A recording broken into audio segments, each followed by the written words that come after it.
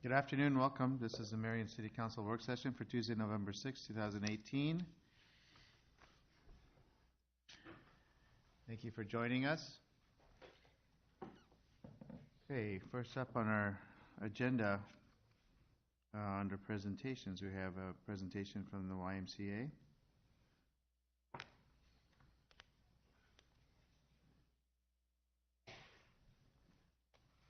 Permission to come up to give you so.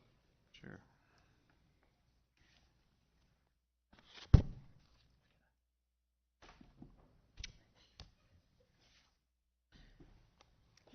Thanks. Thanks, sir. Please introduce yourself with your name and address. Thank you. Thank you, Your Honor. Can I shut this? Zach Bohannon, 200 3rd Avenue Southwest, Cedar Rapids.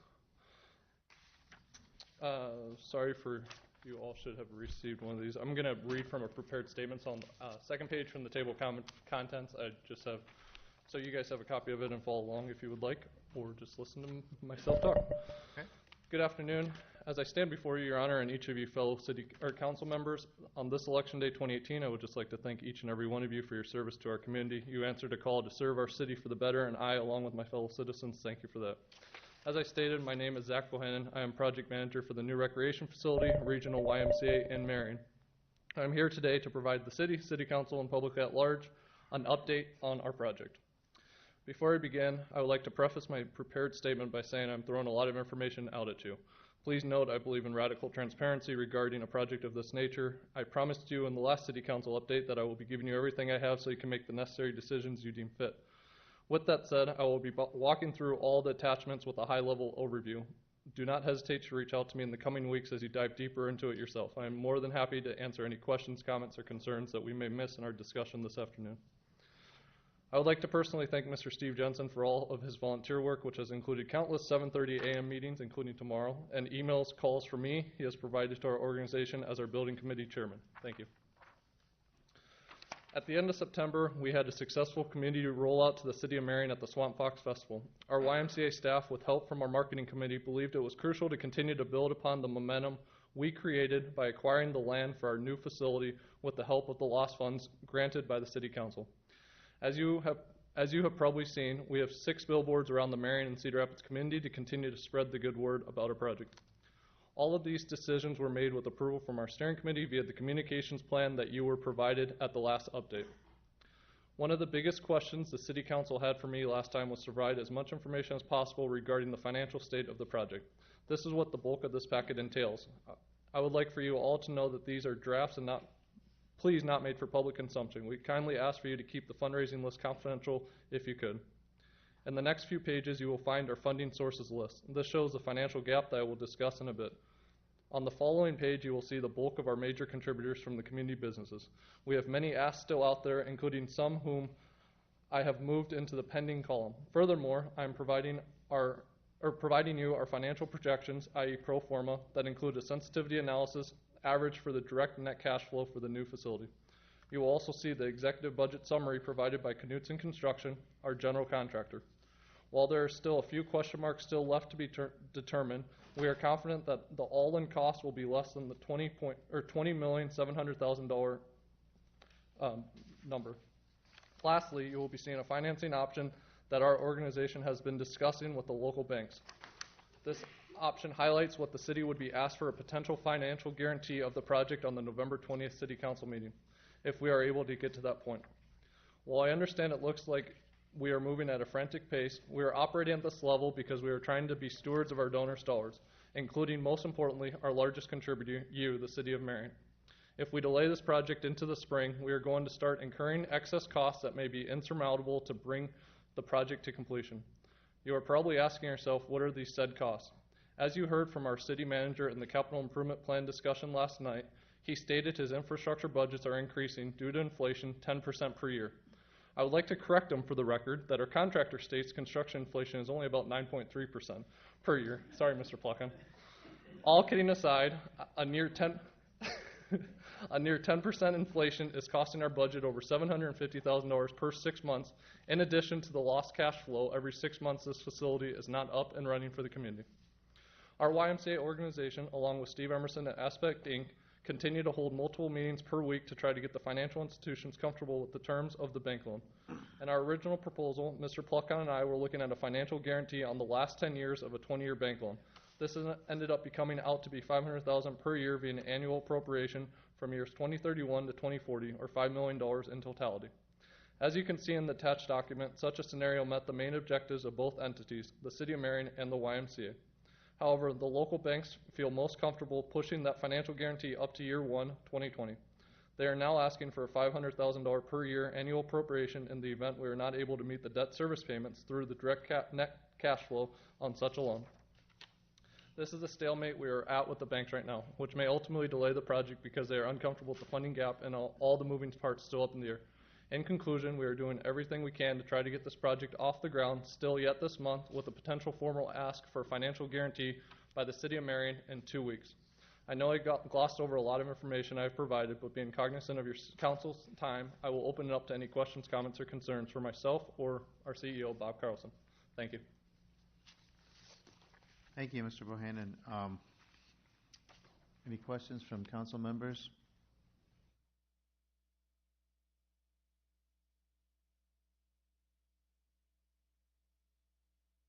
I have a question. So is the public fundraising campaign active now? Yes, it is. It is, okay. Yes, sir. So the public is now being asked to give donations? Yes, we have, and we've received quite a few donations online via our online portal thus far. Okay. And you can see some of the total numbers and the table of contents if you look at the general funding sources and major contributors list. It highlights the individuals on the second page of the second one, individuals, pledges, donations. Okay. And I've rounded for clarity's sake, just FYI.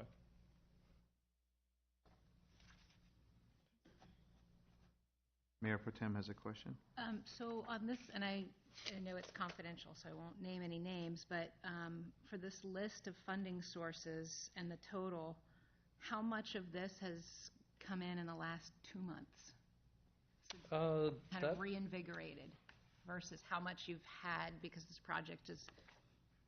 That's a great question. So we've had, I would say, probably a couple 100,000 with a few more 100,000 in ask out there right now in the community that you can see on the first page on the general funding sources. There's a line F, pending ask, are still out there that we'll be confident that we can get at least a couple 100,000 from that as well.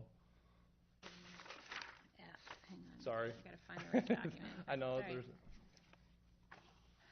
know which document that is? Let's see. Oh, that. Thank you.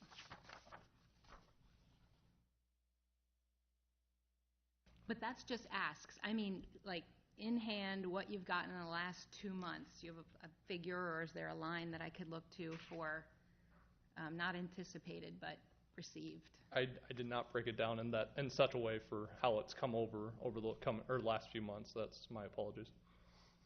Didn't you just say it was a couple 100,000? Yeah, but I never broke it down on the sheet for but that's your estimate. Yeah. Well, the community-wide fund drive actually started on Swamp Fox Festival weekend. Last weekend in September. Right. So that's when the community-wide one was actually kicked off. Yeah. So, okay, so a month. Yeah, just about 5 weeks. And is there an item on here that shows in the 1 month what you've gotten from that I did not do it. I did not break it down like that. I just did it all in total from what we did previously. Right, and so my concern with that, and maybe it's an awesome number, because there are some great numbers here, but my concern is that most of that is way in the past. I'm looking for like momentum and energy and, you know, whatever this great big effort pushes. I do see the billboards. I just would like to, I'm just curious about that number in the last month because it was a big and a great communications effort to get everyone reinterested and reinvigorated. I'm wondering how that's translating into people then putting some money in. Yes, absolutely. And I can get you that at a later date if you would like. And I think I'd add a comment, if I may. I think to answer part of your question or part of your concern, Renee, is that there's a lot of people that have been looking at this project for such a long time that I think there's some people that support it, are willing to commit to it financially. And I'm quite certain there's some of those people still sitting on the sidelines and are willing to do that once they see dirt moved. So it's kind of a chicken or the egg. Yep. Because a lot of campaigns, you run your campaign, it's of a shorter duration, and then you break ground and then you go.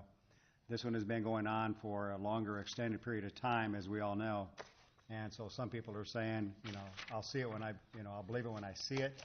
And I think that's causing some people to hesitate in their support in this phase. So Yep. I think that's why the impetus is get ground broken, and I think that's going to release some of that support that's kind of hanging out there.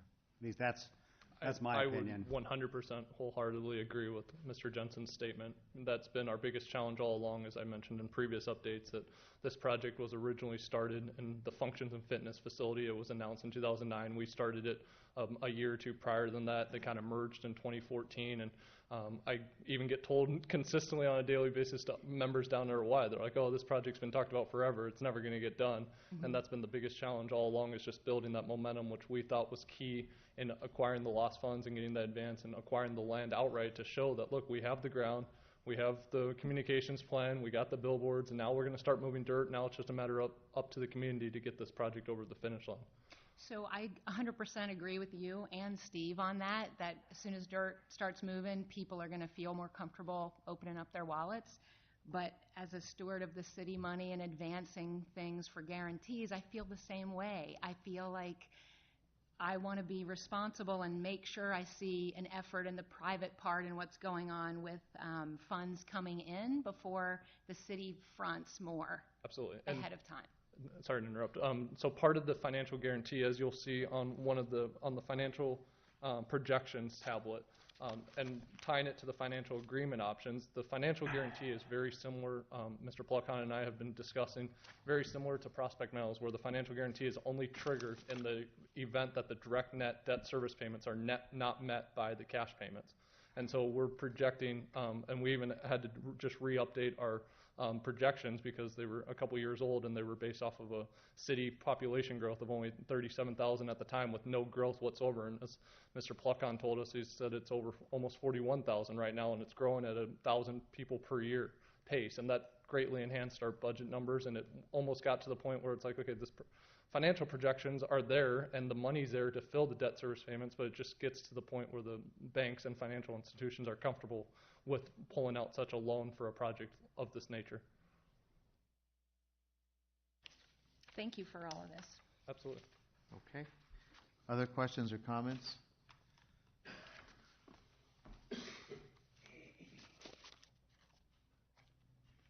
Okay, so on the 20th, we have a decision to be made? Possibly. I just want to lay the groundwork. Feel free to reach out to me if there's anything in here that you do not agree with or have questions or comments on. My information is on the front, right on the table of contents. So my cell and my email's there. So thank you, Your Honor. Okay, thank you. All right, on to the consent agenda. There's only one item that is starred on, well, I guess on between pages 1 and 2, only one item is starred. Before we move on to that item, is there anything else that is on that agenda that anyone would like to ask questions about? Okay, then, Chief Crable, are you next? Yep. Good evening, Your Honor, members of the council. In your packets, I put all the information that I thought you might want concerning the selection of the architects for Station 3. We did have 11 submit plans and an RFQ, request for qualifications. We had a committee, and as I pointed this out in the packet, we dwindled that down to 4. We did interviews with those 4, and the finalist was OPN. So I just wanted to star this in the agenda in case you had any questions or any concerns. Mayor Pro Tem. I just wanted to point out, OPN's great. They did a lot of Linmar work. They're working on the Y. They're working on Fire Station 3. It'd be great if, and I mentioned this to Lon earlier this week, I don't know how the big companies work this way, but because our city is giving them a lot of business and we're doing a lot of business with them, I'm wondering if we have any cost savings, not necessarily to this one project, but just overall from a delivery, materials, crew around town. I just hope that however we can look into and even work with Linmar, I know we're talking to them about other things as well, just from a purchasing power standpoint, it would be great to establish that or create something with our relationship with them to save all entities money, since we're giving them a lot of business. They do a great job, but it'd just be something worth exploring, I would just point out. We can look into that, and believe me, I'm going to look at every bit of cost savings we can get. So, because I want that building to be beautiful. So, yeah. Thank you. Other questions for the chief? Thank you. Moving on with the consent agenda, anything anyone wants to discuss in particular on page 3?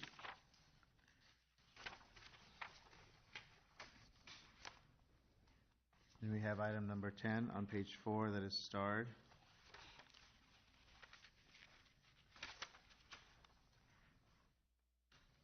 Who's leading that discussion? That We were just switching things city over. engineer? Yep. Okay. All right, so in your packet, I included the Scott County LSRP that was presented with them. Basically, the DOT would come in at no cost to the city and do an evaluation of Marion. They don't look at just traffic accidents like we've seen before, but they look at speeding, impaired drivers, young drivers, old drivers. We sit down with the police, planning, several departments, the school districts, get input, and then they basically have this safety plan that then we can use to make the city a better city. So I don't know if there's any downsides to it, so we're just asking permission to apply to be on the list.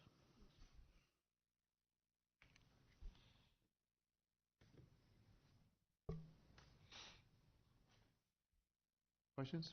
Yeah. Yeah. So they're coming in to do the study and then recommending where we should make improvements in the city, correct? So they're not actually, there's no money there for actual improvements, but their money No, is for but the it would study. help us when we do applications to Right. say this is on our LSRP. I was just curious if there was money for improvements too, but yeah, okay. No, this is great. Mm-hmm. Yeah. I agree. Other discussion or questions? Okay, thank you. The next item is number 13. Brooke Prouty with Uptown Marion. Welcome.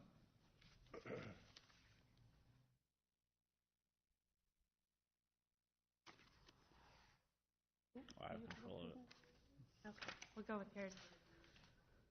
Want to just go here? I don't know what you're presenting. Are you showing this, or you have something different? Just an example. Okay. Okay. Evening. Thanks for having me tonight. This is just a project that we've been working on for quite a while. On the screen is an example of some of the signs in the district that we have been pushing to have taken down for quite some time. And it has turned out to be a little bit more complex than we originally thought it to be. So our request is to hopefully have these down by the end of the year and have the proper legislation to do so that I can talk a little bit more about. But overall, these signs are contradictory with and they don't align with the priorities of the city of Marion. A lot of them don't encourage overnight parking, which isn't very safe for some of our bars, and doesn't encourage our residents to park there overnight. A lot of them don't discourage bicycles and skateboarding, which we want to be an active living community, so we would request that those be taken down. And a lot of the signs, as you can see, are just worn and faded and need to be removed. Do you have anything to add, Mike? Yeah, so we just started looking into it. A lot of these signs were enacted by either an ordinance or resolution, and so going back and finding that original resolution or ordinance. As you know, with an ordinance, we have to do 3 readings in order to change it or delete it.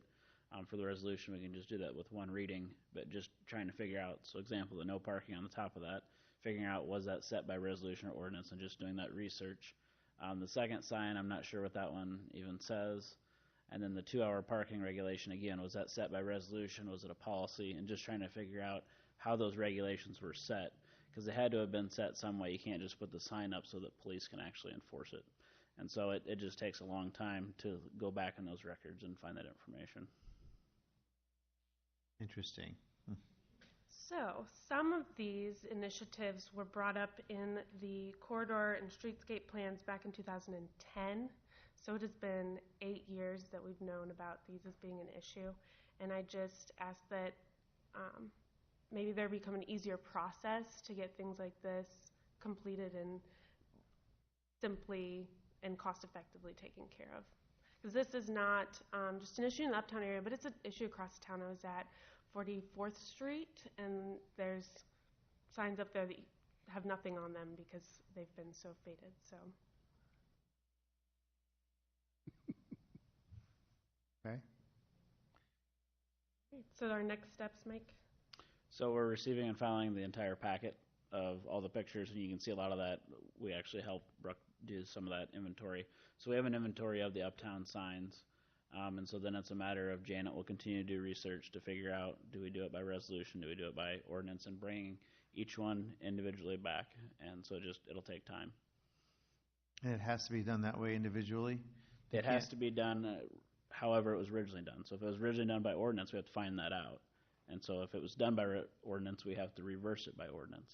Mm-hmm. And so we just have to find out. Each item is going to have to be taken care of, and we'll consult with legal. But the hard part is just going through those old records, which not all of them are in Laserfish to find.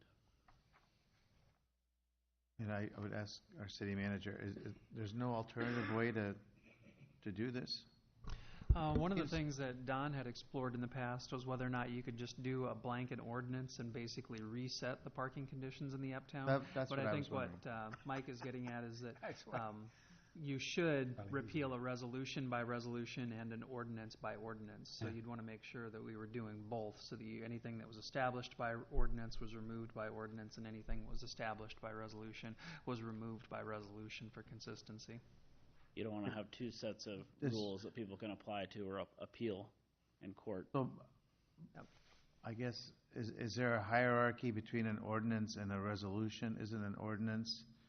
Ordinance is considered law, and a resolution is a statement of policy. Correct. So wouldn't an ordinance, if you just passed a blanket ordinance like you suggested, wouldn't an ordinance then trump the resolutions?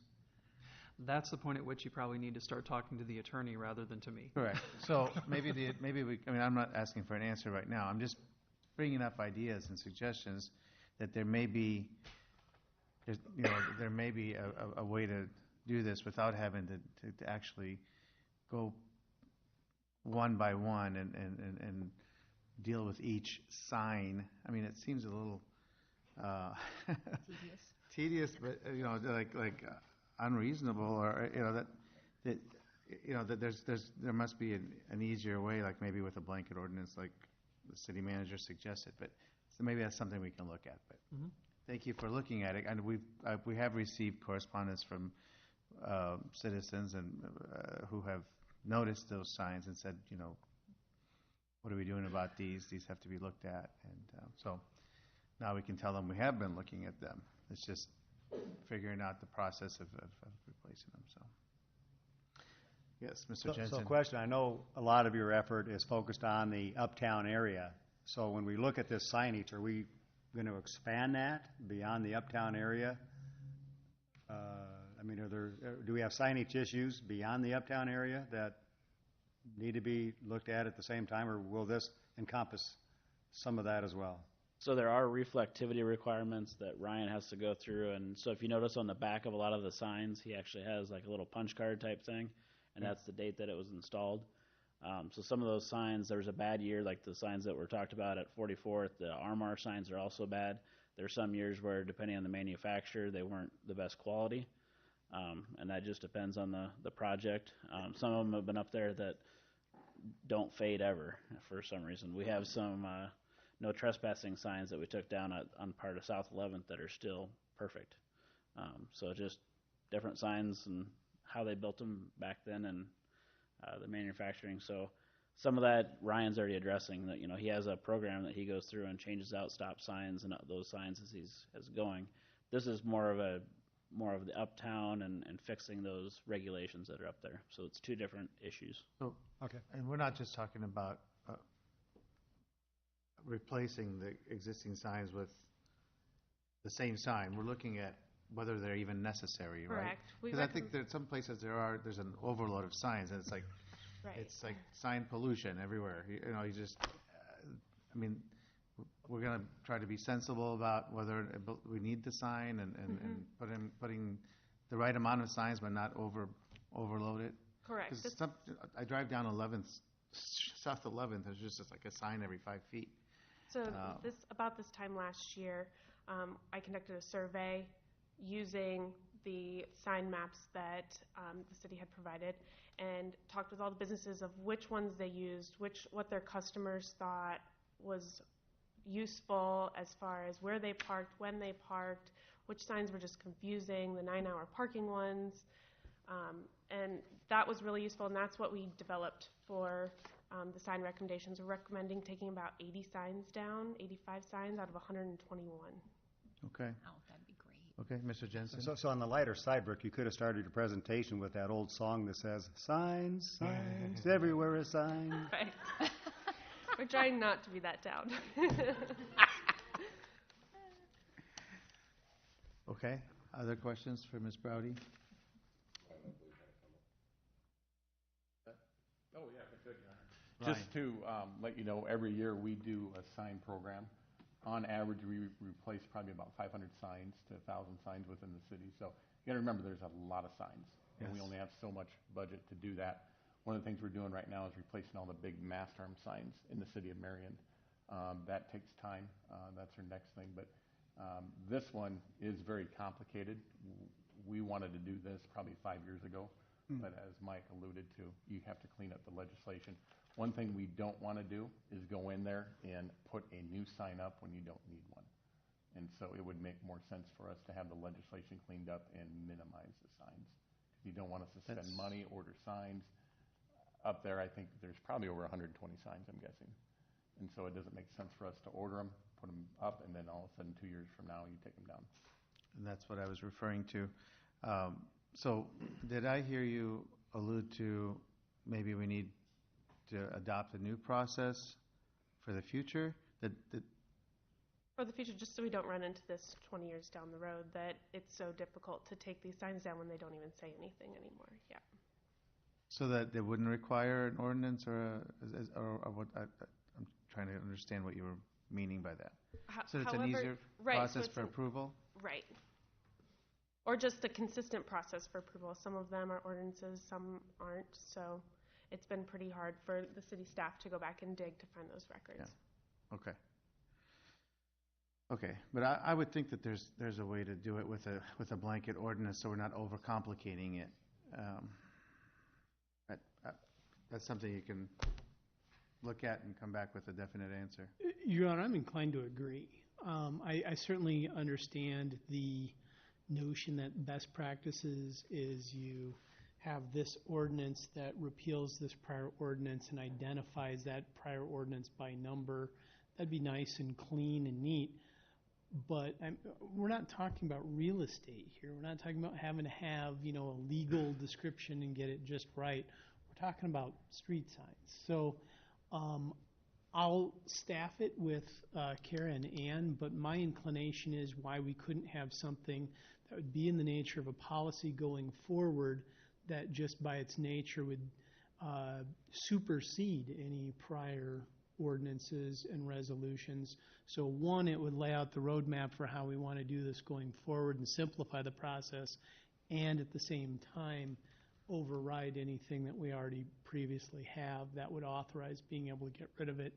And so we're not having to dig through the archives as to how this particular sign got put up. But we'll get working on that and see if we can come up with something nice and simple. Great. I think it'd be great. Everyone's busy enough that, if that can save them a lot of time, that would be wonderful. Other questions or discussion on this item? Thank you, Ms. Browdy. Thank you very much. Our next item that start is Number 14, legal services matter. Is that? Yep, so this is just a contract with Lynch Dallas. This is for the likely eminent domain south of 100 once we get the projector going again. So basically the projects, this is Menards. So starting the project down here, going under 100, going through Bjornson's property, Folks Woods, to this point. At this point, which is the extension of Armar, Tama Street, then it's to be determined if we go through the old railroad or if we follow the existing sanitary sewer and then connect back into it. But this is the trunk sewer that serves the entire city of Marion, as well as Hiawatha, Cedar Rapids, and some others. And so it's just based on the flow that we have requested. So it's going from a 48-inch pipe to a 60-inch pipe. 60? 60. Inside diameter. That's big. Yes.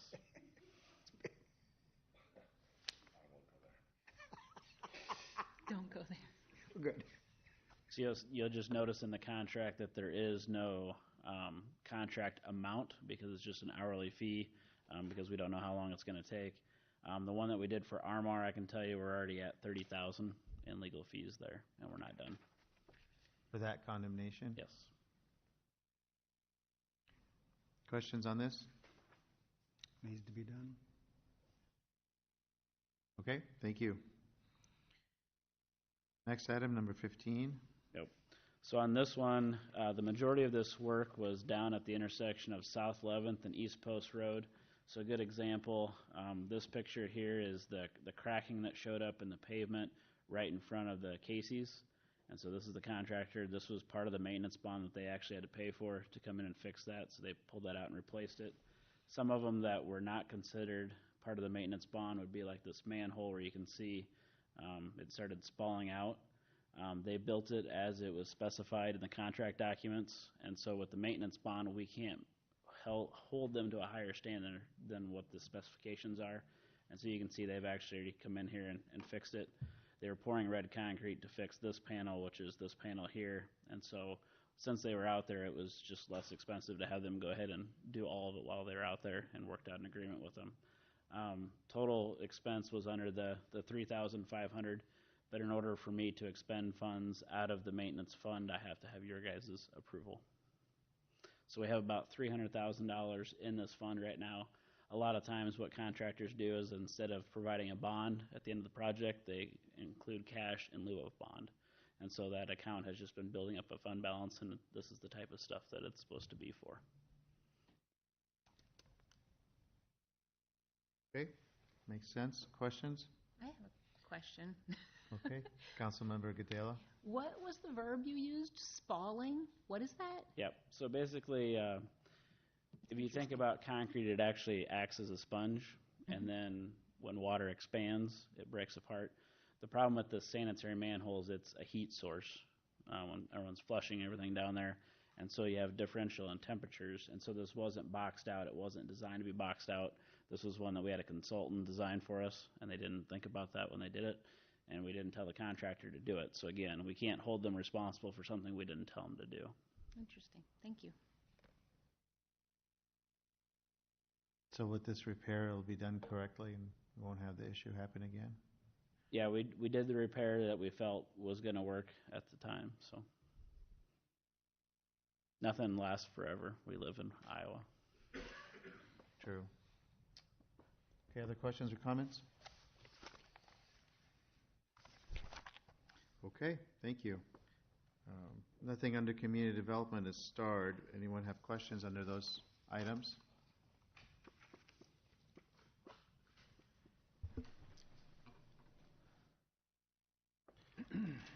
Okay. The next item is under City Manager's Office, number 1. Yes, Your Honor. This is a resolution that allows the city to repay itself from anticipated future bond proceeds for project costs that you incur today. When we started looking at projects and started dividing up when we were going to need the dollars according to more of a cash flow model, that sometimes means that we might have some pre-development costs, whether it's engineering or small project costs that we need to do for preparation for a project in advance of when we actually do the bond. And per federal regulations, we can reimburse ourselves from that future bond, but we have to have a resolution on the books in order to be able to do that. This particular one is related to potential improvements for the airport, for runway improvements. The thing that I would point out is that just passing the resolution itself does not obligate you to issue the bonds. This is just saying that in the event that we do issue these bonds, we can reimburse ourselves for expenses that we're incurring on them today. Questions?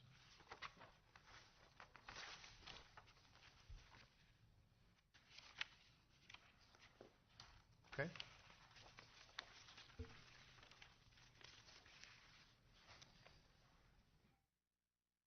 Pages 6 and 7. Nothing is starred. Anything on that? On those pages that people would like to discuss individually? None? Okay, moving on to administrative services, number 7.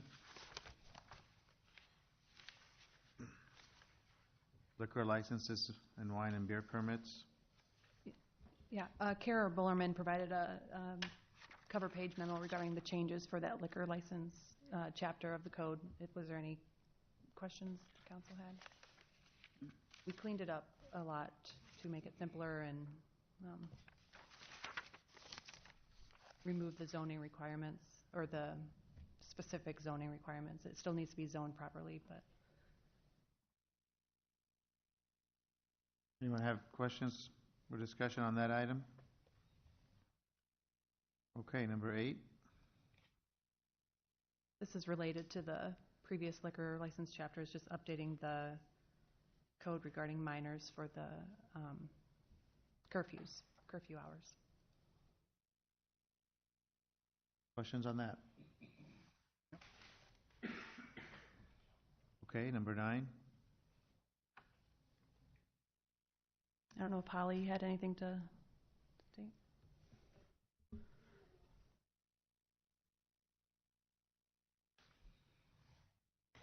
Any questions on that one?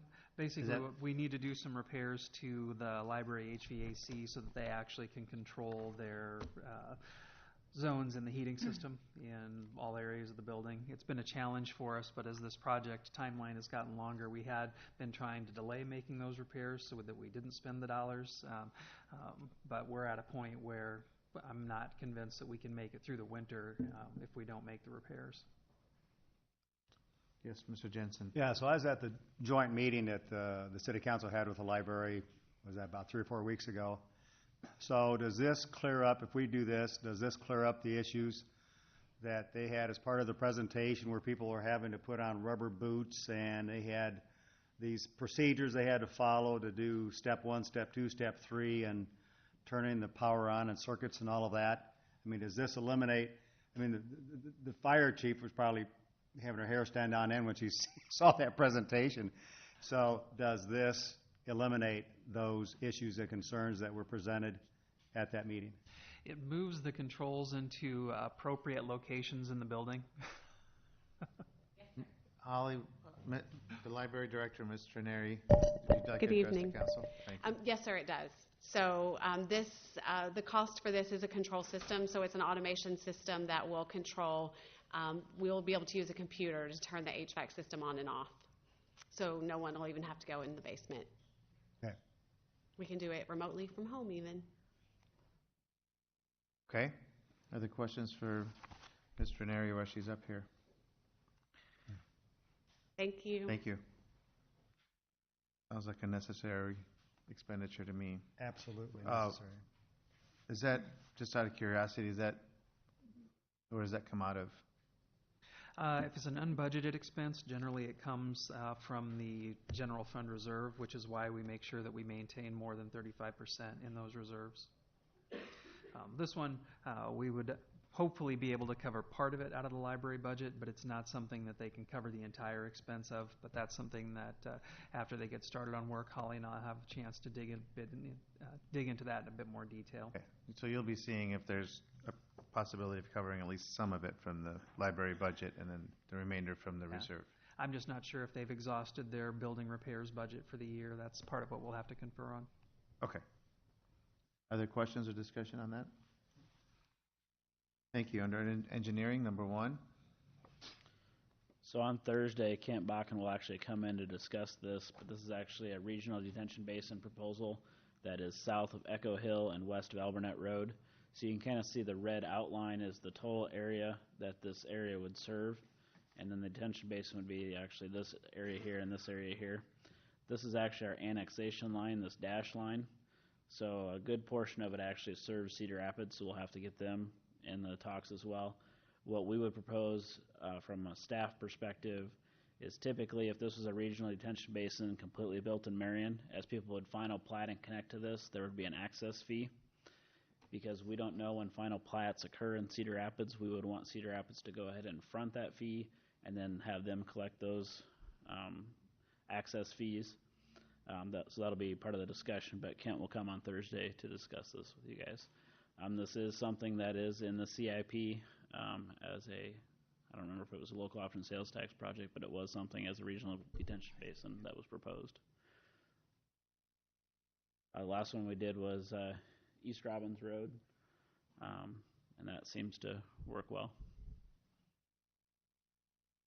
Mr. Jensen.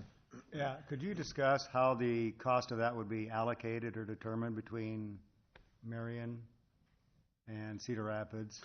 So the easiest way to do it, if we actually zoom in, they actually have the acres at it. So we would proportion it. So it says 267 acres is Cedar Rapids, Okay. 123 acres is Marion. So I would do it as a percent. Okay, of the that's the total way, acreage. okay. I Yep. assumed it might be, I just wanted to clarify that. Yep. All right, thank you. Yes. So will Cedar Rapids, when they develop out, if and when, will they also have detention basins associated with whatever they develop out, or are these meant to capture all the flow from that area? These would capture that. That's why I would consider them a regional detention basin. So you can build a larger detention basin that then you don't have to build all these little ones all over the place. They might still have some that go different directions depending on how they ultimately develop that land, but that's the whole goal is put a larger detention basin in there and not have so many small ones. Who owns that in the end? It depends. It can be, if it's wet, then it has to stay under the homeowner association. If it's dry, then the city would maintain it. If we maintain one by you. Well, I think would have to look at it as we move forward, but the one that's north of East Robbins, that's city maintained and city owned. It is dry, but there's a creek that runs through it. But that's been a really good example of how that can work.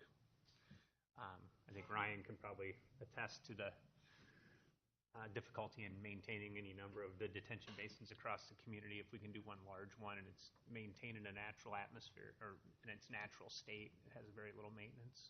So. Yes. So if Cedar Rapids would not need to create any of those, they're not giving up any developable land as we are for this unused purpose. Is that also part of the equation we would need to factor in terms of value and paying and et cetera? We could, but I want to say Kent owns a lot of the land anyways. But there's lots of things that we can look into it. This is just starting the conversation. Okay. Thanks. Other questions? I have one. Yes. Mr. Brandt. So is it 2 basins? Yeah, when you look at the preliminary plat, he has an area here, because there's just so much water that comes through this area, that he was going to kind of leave that as a green area. Again, we don't have anything final yet, so until those are pinned down, at this point, this is just a concept. Okay. If you recall, when this area was kind of planned out through the Step into Nature plan, there was a concept to develop, and one of the ideas is to connect this area through greenways so that there would be a natural green corridor that could run down through there and potentially have trails or whatever down through there. So that's something we'll look at when the plats come through as well. So you can, this extends south. This is a good highlight of that neighborhood west of Alburnett Road, south of Oak Ridge, that usually in the spring we hear from that group when it floods, because it does flood. If you can see, the waterway hits the northwest corner of that and essentially goes catty corner through that whole subdivision. So it really fills up with water in the spring. That's going to be hard to avoid, but you can see that that waterway would be the ideal place to create some form of a greenway. Okay. Any other questions or discussion? All right. Thank you. Under community development, we have item number 1 is starred, the public hearing regarding rezoning of property, the long development.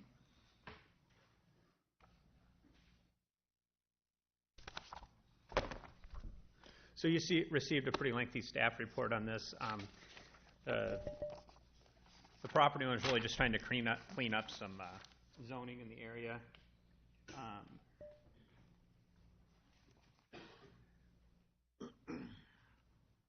This is the property is highlighted in red. You can see it has a number of different zoning district classifications, and they're trying to kind of clean that up.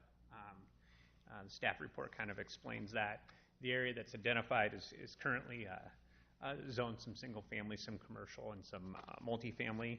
The request is to go to the multifamily district classification primarily because that's what's recommended for in the long-range plan or the comp plan, the future land use plan.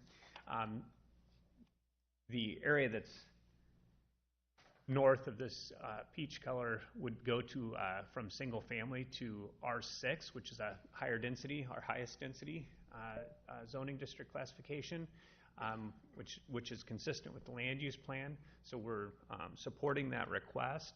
However, when it went to the Planning Commission, there was a desire to ensure that if a project is considered there, that the site plan and the design of the facility that could go on there would come before the Planning Commission and the City Council for approval prior to issuance of a building permit. So if it's high-density multifamily, the council is going to see that development before it moves forward. So that was a condition that was recommended by the Planning Commission as being forwarded to the City Council, and staff supports that. There is not a project that's proposed on the site at this time. Yes, Councilwoman Gadela. Those are single-family homes, though, that are adjacent to the proposed R6, is that right? There are single-family homes here. On this side, it wouldn't be directly adjacent, but there's a larger lot. But yep, and this back here is the R6 as well. And what size lots are those single-family homes? Boy, right offhand I don't know, but just based on the time period they were platted, I'm guessing they're probably 65s, maybe 120s, 150s tops. Did you, was this noticed before P&Z, like people? Yes. And did anybody from that neighborhood come? I don't believe anybody was at the public hearing for the Planning and Zoning Commission meeting.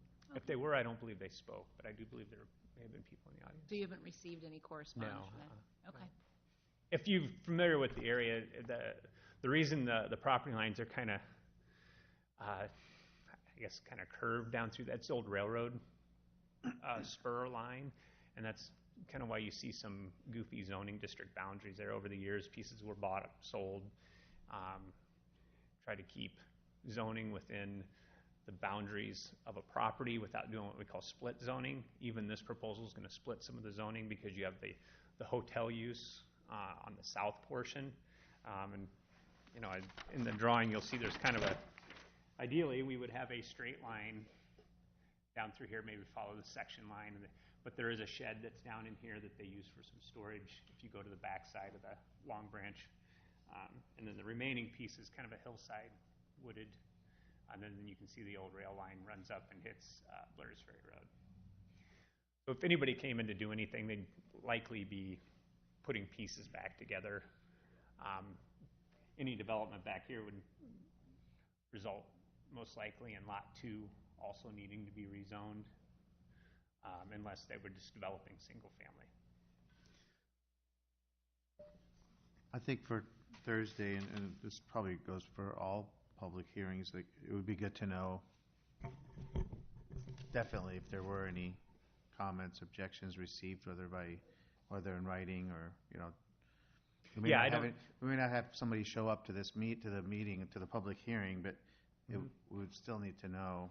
Sure, I can make sure that if there anything was received, that there's report, I guess, on what comments we did receive at planning and zoning or outside of planning and zoning. Sure. Public hearing. So I think that should go for all public hearings before we deliberate. I think it'd be good to know, or we need to know, what comments were received. Okay. Other questions on that?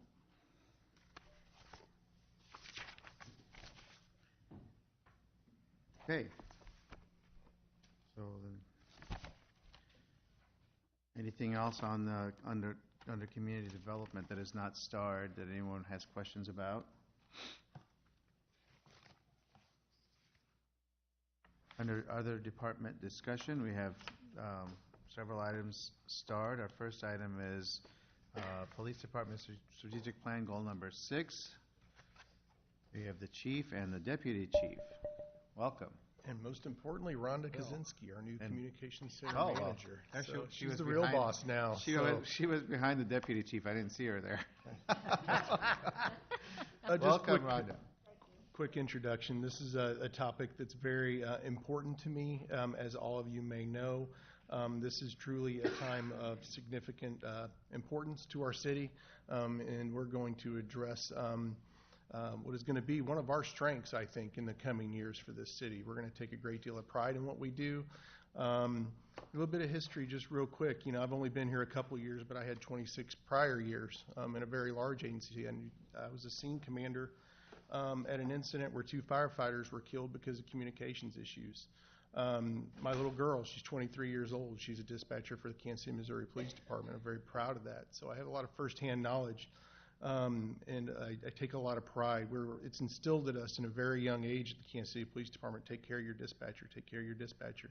They're your lifeline, and that's very true here. And so when I came into this agency, I came into this community, it's one of my highest priorities to make sure that we have the best communications facility we possibly can, and that our citizens really receive the degree of service they expect in Marion when they call 911. And we're going to get there, I promise, and the individuals behind me are going to lead that charge for us.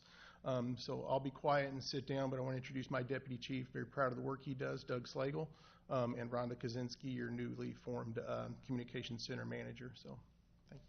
Thank you, Chief. Mayor, council, thank you for having our time.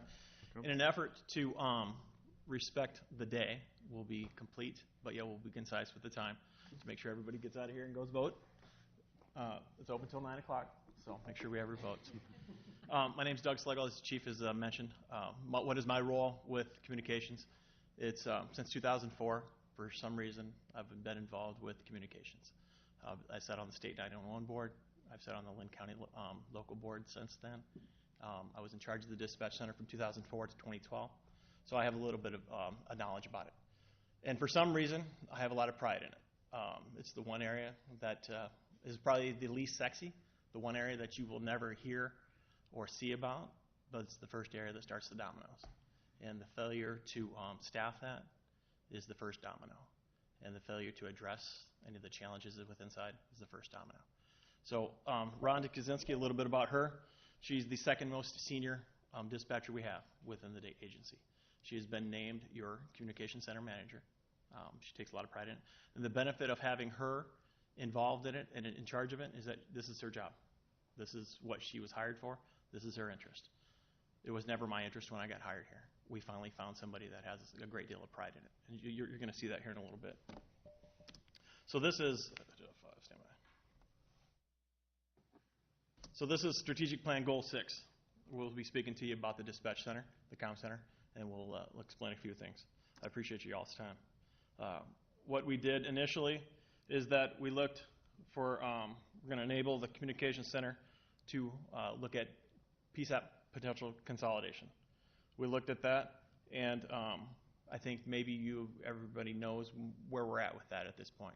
We've determined that that is not an option at this point, and so we're going to move a little bit forward. Rhonda?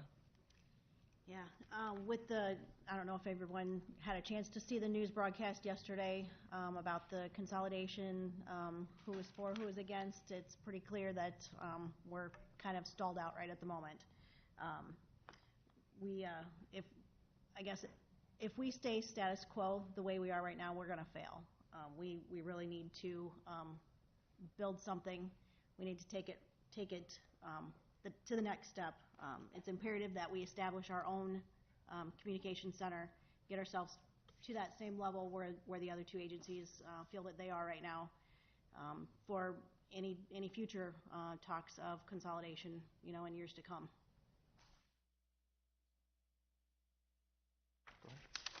All right, so this is kind of the ball game here on my past 22 years. In 1996, that's where we started. We had, for technology, we had a TDD for the hearing impaired. We had administrative phone calls, which were landlines. We didn't know what cell phones were back in the day. We had Iowa NCIC to check driver's license warrant checks. And then we had a radio, one channel for the Marion Police Department. That was pretty much it. That's where we were. Since then, we have increased. You can see the amount of technology that we've added on. We have MOC and MDCs, which link our ability to see where the officers are at in their cars. We can communicate with them directly to their car computers. We have a DCAD, which is computer-aided dispatching. We used to write down their calls on a piece of paper and put it on in a little hole in the wall. We have, multitude radio channels now. We have about 45 radio channels, about 25 of which we listen to regularly instead of just one. Text to 911, wireless phone calls, VoIP phone calls, which are voice over internet. So you can call from your computer when you're in Alaska, and it'll show up as your house. So we've got those. There's a records management. We have DOT cameras within the dispatch center that we monitor those as well for intersections. We have the Link County-wide radio system again, which was the 45 radio channels. We have a bank robbery tracking system and fire notification system. So that's what we're dealing with now. That's where we've gone to in the last 22 years. In 1996, we had 6 dispatchers.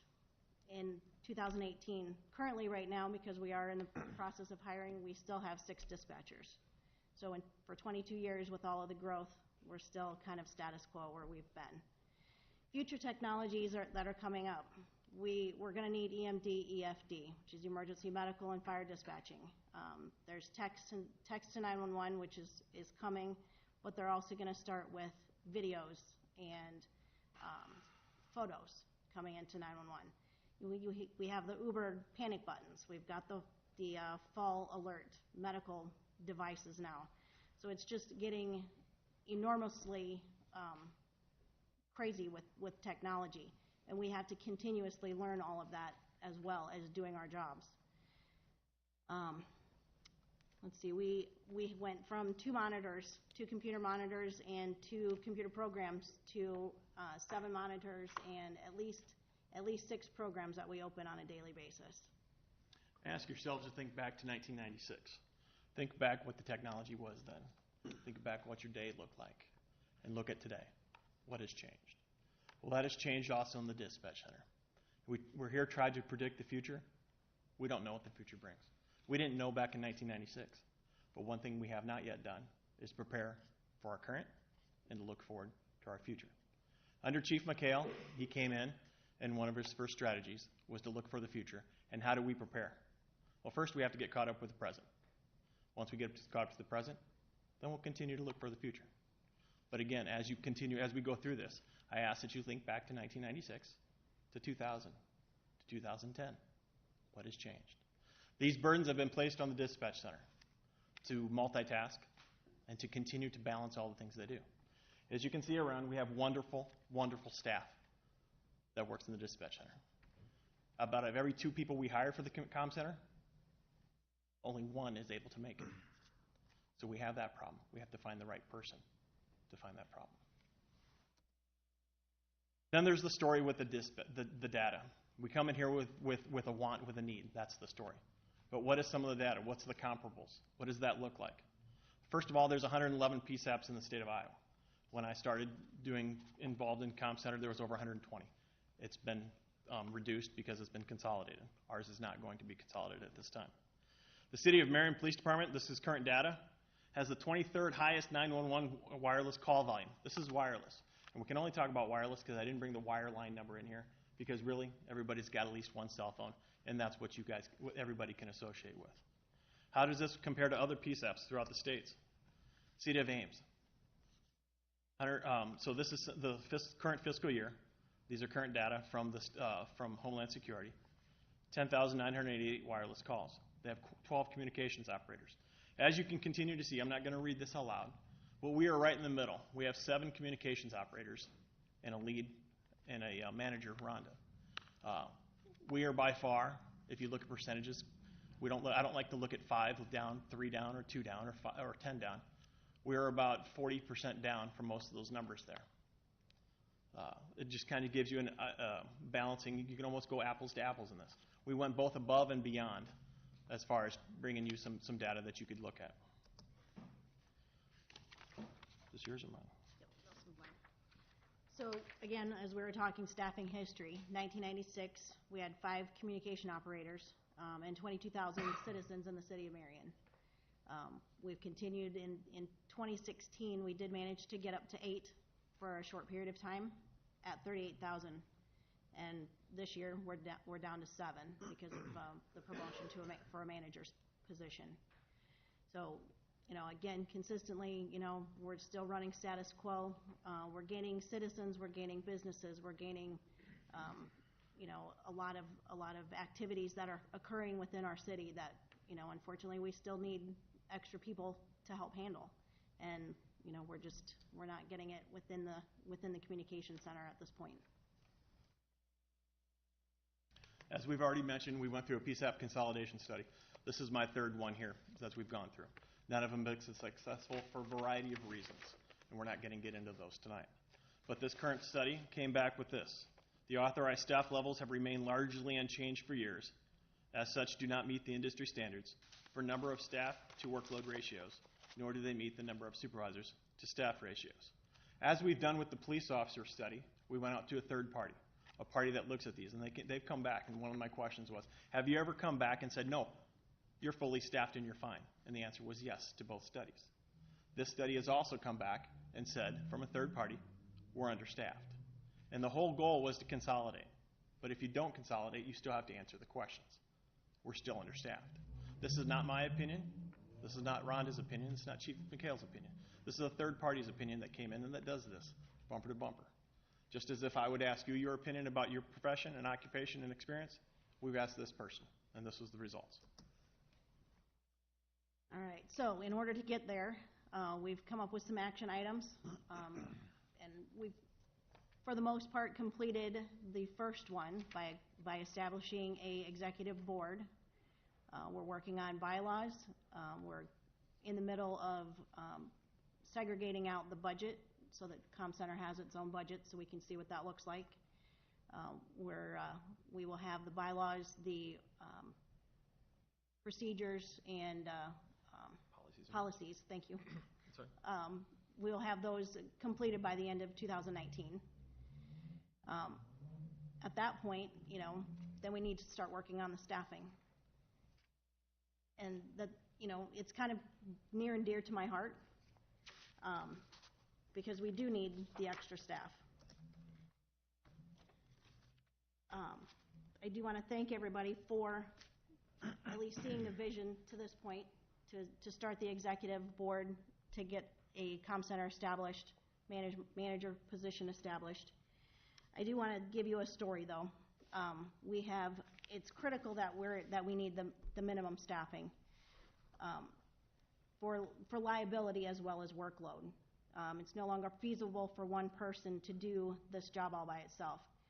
We have 4 days a week that we have overtime, 10-hour days each of those 4 days. Sometimes we have to have an officer come in and work some of that. They didn't sign on for that, but they come in anyway and help us out. So one of these particular days happened to be the one day that we did not have overtime. We had one dispatcher working. She answered 60 phone calls in the first 2 hours of her shift, from 2 o'clock until 4 o'clock. At that point, they slowed down a little bit. However, a couple hours into it, she had an assault with a weapon call. She had to handle that, along with between 5 and 8 phone calls from a disgruntled citizen that wanted something done and didn't believe she was doing her job. She couldn't get off the phone with that person because he kept hanging up and calling back. She was trying to take care of the officers who were just arriving on scene, so his phone call came in just within 3 to 5 minutes of when the assault call came in. So she was trying to take care of the officers and trying to answer this gentleman and trying to get him the help that he did need, which we did have to go out to another agency to provide for him. Along with that, I'm going to read some numbers here. Along with that, she had 8 medical calls, was medicals, gas smell, illegal burn, injury, accidents. So there were 8 fire department phone calls along with that, as well as having to have them go to the assault call. She also dealt with 2 other accidents, a missing person, 4 thefts and burglaries, 6 suspicious activity welfare checks, 4 in-progress disturbances, a handful of other calls. There were 41 total calls for service, and these were not your typical, minor calls. These were just a real busy day of hot calls. So she did that all by herself, and as well as the other 6 hours of her shift, she did all of that plus another 60 phone calls by herself. So it was pretty scary for her. She was ready to go home. No breaks, no lunch, no supper, and she was ready to go. But if we're ever going to think about consolidation with any agency, whether it's large or smaller community, we have to have some certain protocols put into place. Minimum staffing is the biggest one. Supervision, quality control, compliance. If we're planning on adding a couple of more fire stations, we're going to have EMD and EFD certification eventually. I would think it would be reasonable that if we're going to add them to our public safety communication center, that we should allow for their growth as well, that we should be at least staffed up to help accommodate them as well. As you can see, this is one night. We try to use data to predict when we need staffing. But unfortunately, this is emergency services. We can't predict when people are going to need help, when people are going to do bad things, or when people are just going to have a question that's answered. This is one of those nights that we only had one person in there. It's unfortunate. But the wonderful thing about the staff that's in there, they rinse and repeat, and they get ready for the next day. They don't complain. They're just ready for it. But they want help. They need help. And they're looking for you for this help. So as you can see up here, we have a 5-year plan. And Rhonda will explain this to you. All right. So this is our eventual goal, is to be fully staffed, 5 on each shift, manager, and the executive board. How do we get there? We're not asking for instant coffee. Okay, we don't want it yesterday. We would like to have had it yesterday, but we have a plan. We have a plan that's digestible, and I believe it's also acceptable. So we are looking for a slow growth. 1 to 2 dispatchers a year for the next 5 years. We wouldn't be able to handle much more than that to get them trained and up and running and going like we want. It's a 16-week training program, about 3 months from the time that we put out a request for applicants to hiring. So, and then the 16 weeks on top of that until they're able to potentially start on their own. So it's a long process. So we do want slow growth. In the upper right-hand corner, you can see the year. That's 2019. We're asking for 1 lead dispatcher at that time. In 2020, we go to another lead dispatcher and a dispatcher. As Rhonda's already exemplified, hiring a dispatcher and a police officer and probably a firefighter, never had the opportunity to do that, but it takes 9 months-ish, and that's on an aggressive schedule to have them counted as a body. 9 months. This isn't like walking into Hy-Vee and saying, hey, I want a job, and in a couple weeks you're on your own. Unfortunately, I wish it was that way. Even if we hire a certified or one with experience, it still takes time. So at this point then, we're wanting to get that other lead dispatch position set in on the third shift. And that's going to allow us to have supervision and start with that quality control and be able to really supervise how we need to be supervising. As you can see, this is 2021.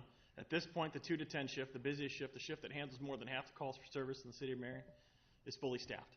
It's got 4 dispatchers and a lead. It's actually got supervision. This right now, you're void of supervision on all shifts.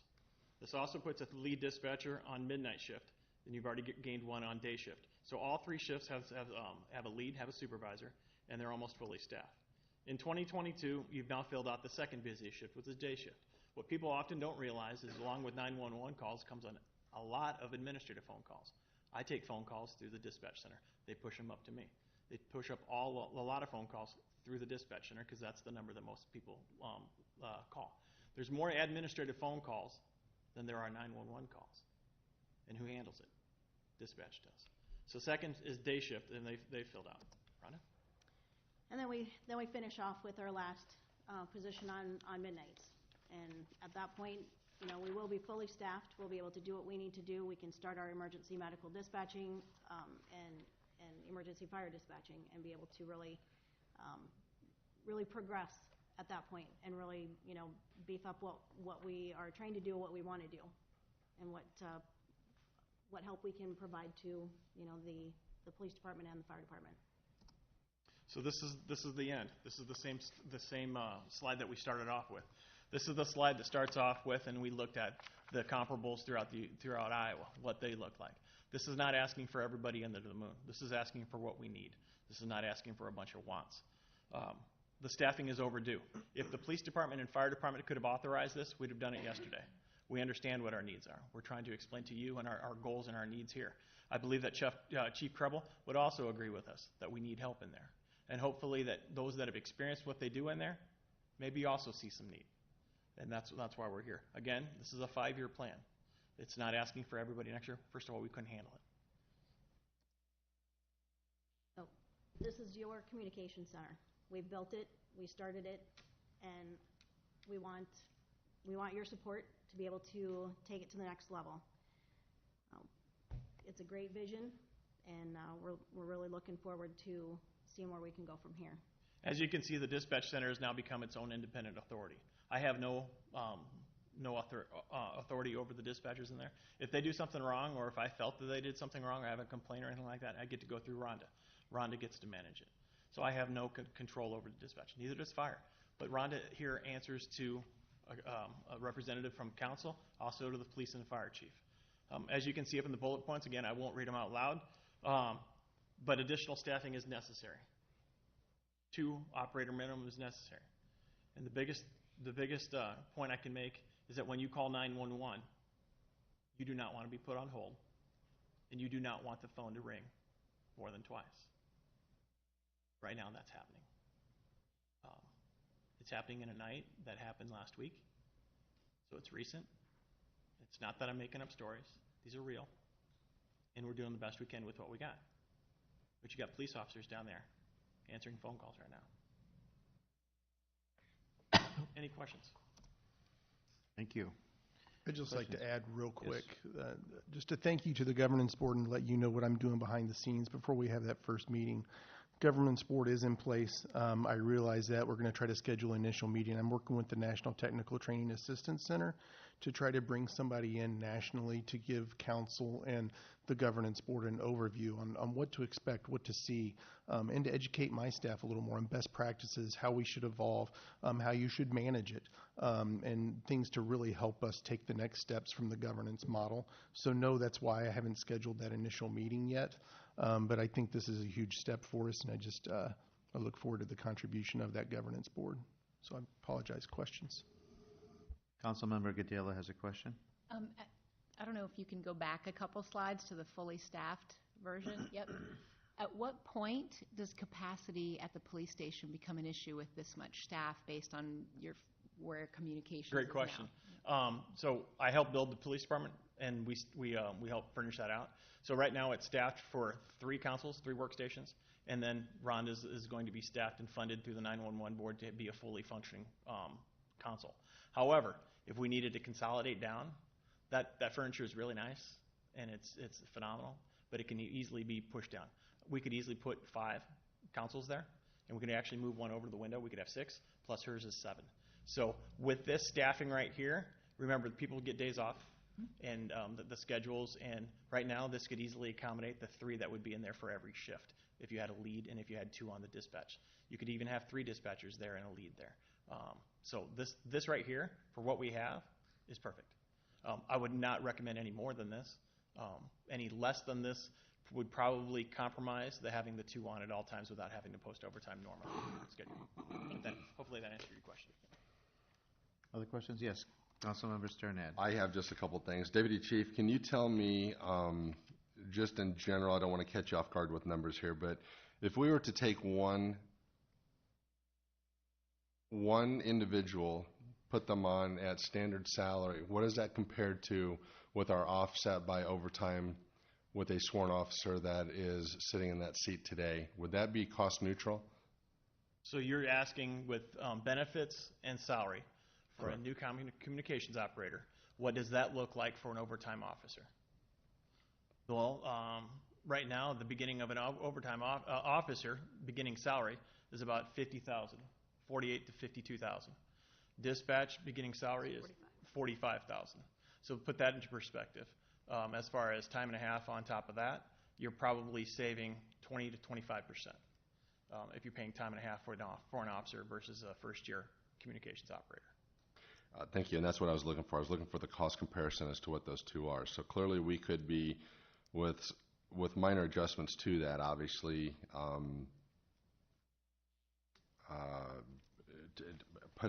going back to putting, round pegs and round holes. That's exactly what we need to be doing. So sworn officers are to be on the street and taking care of the community in a different capacity.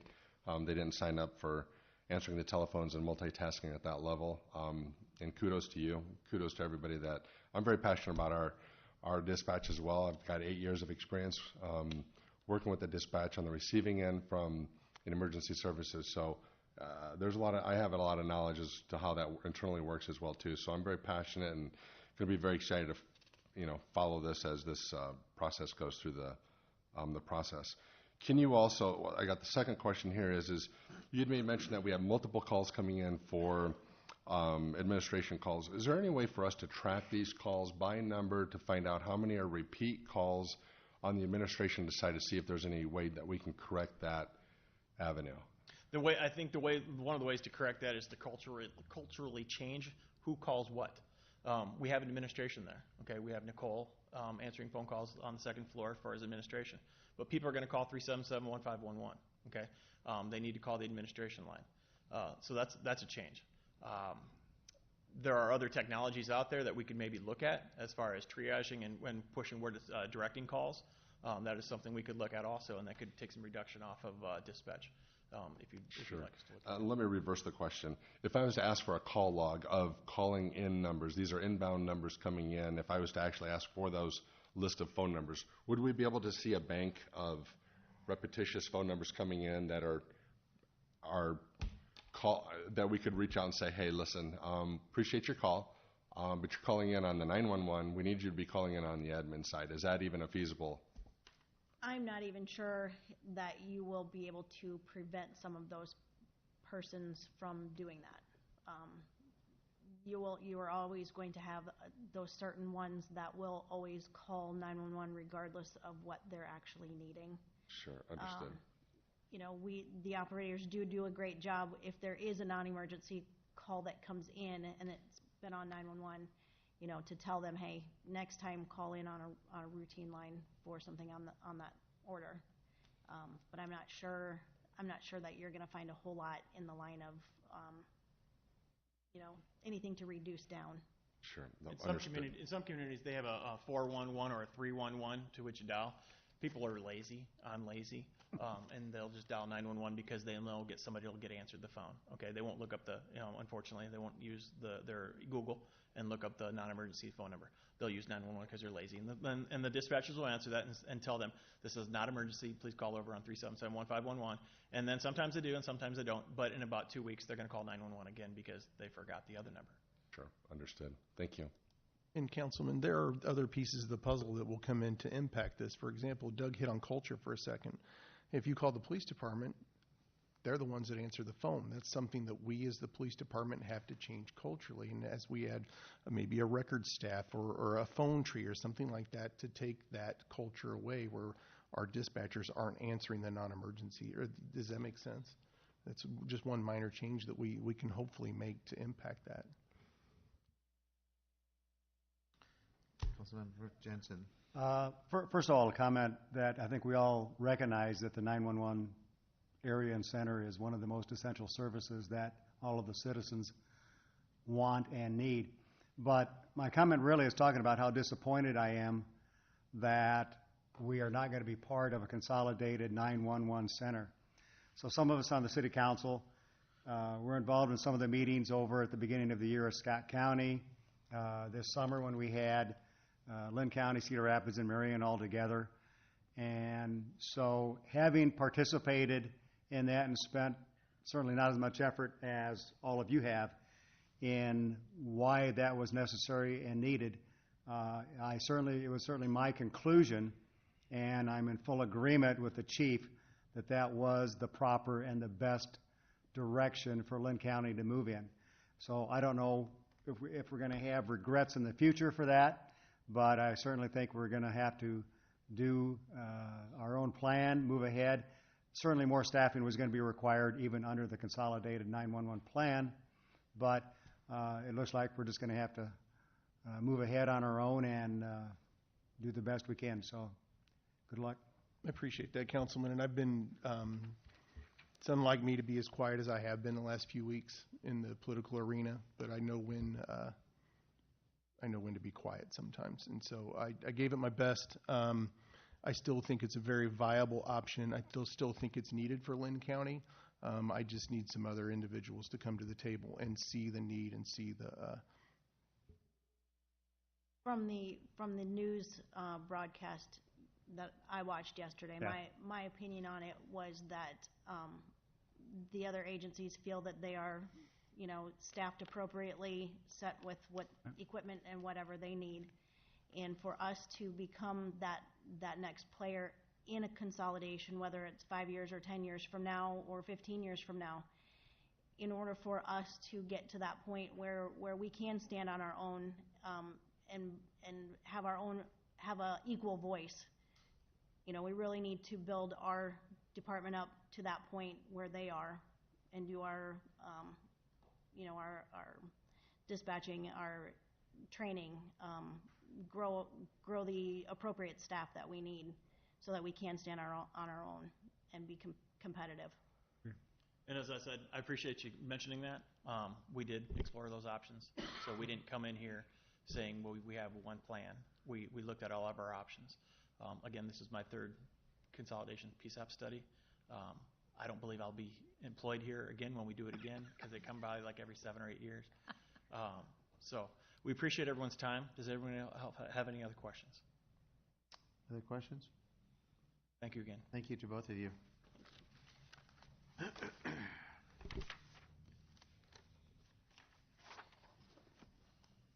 Okay, on to number 2, community development, Albernet Road and Central Avenue name change. I've asked Dave to assist in this conversation. Some of you may find this to be familiar. I wasn't there.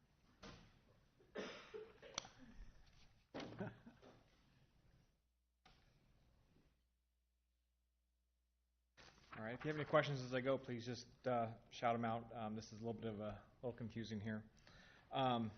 This is an exercise we went through a few years ago, and with the construction of, I'm going to call it the new Albernet Road for this discussion at least, through parts of the Skogman development, and ultimately with the realignment or the finalizing the alignment of the new Albernet Road, north-south through some city-owned property in the park. The blue line basically represents more or less the new Albernet Road alignment. The solid blue line is the portion that has been completed by Skogman with the first phase of their development.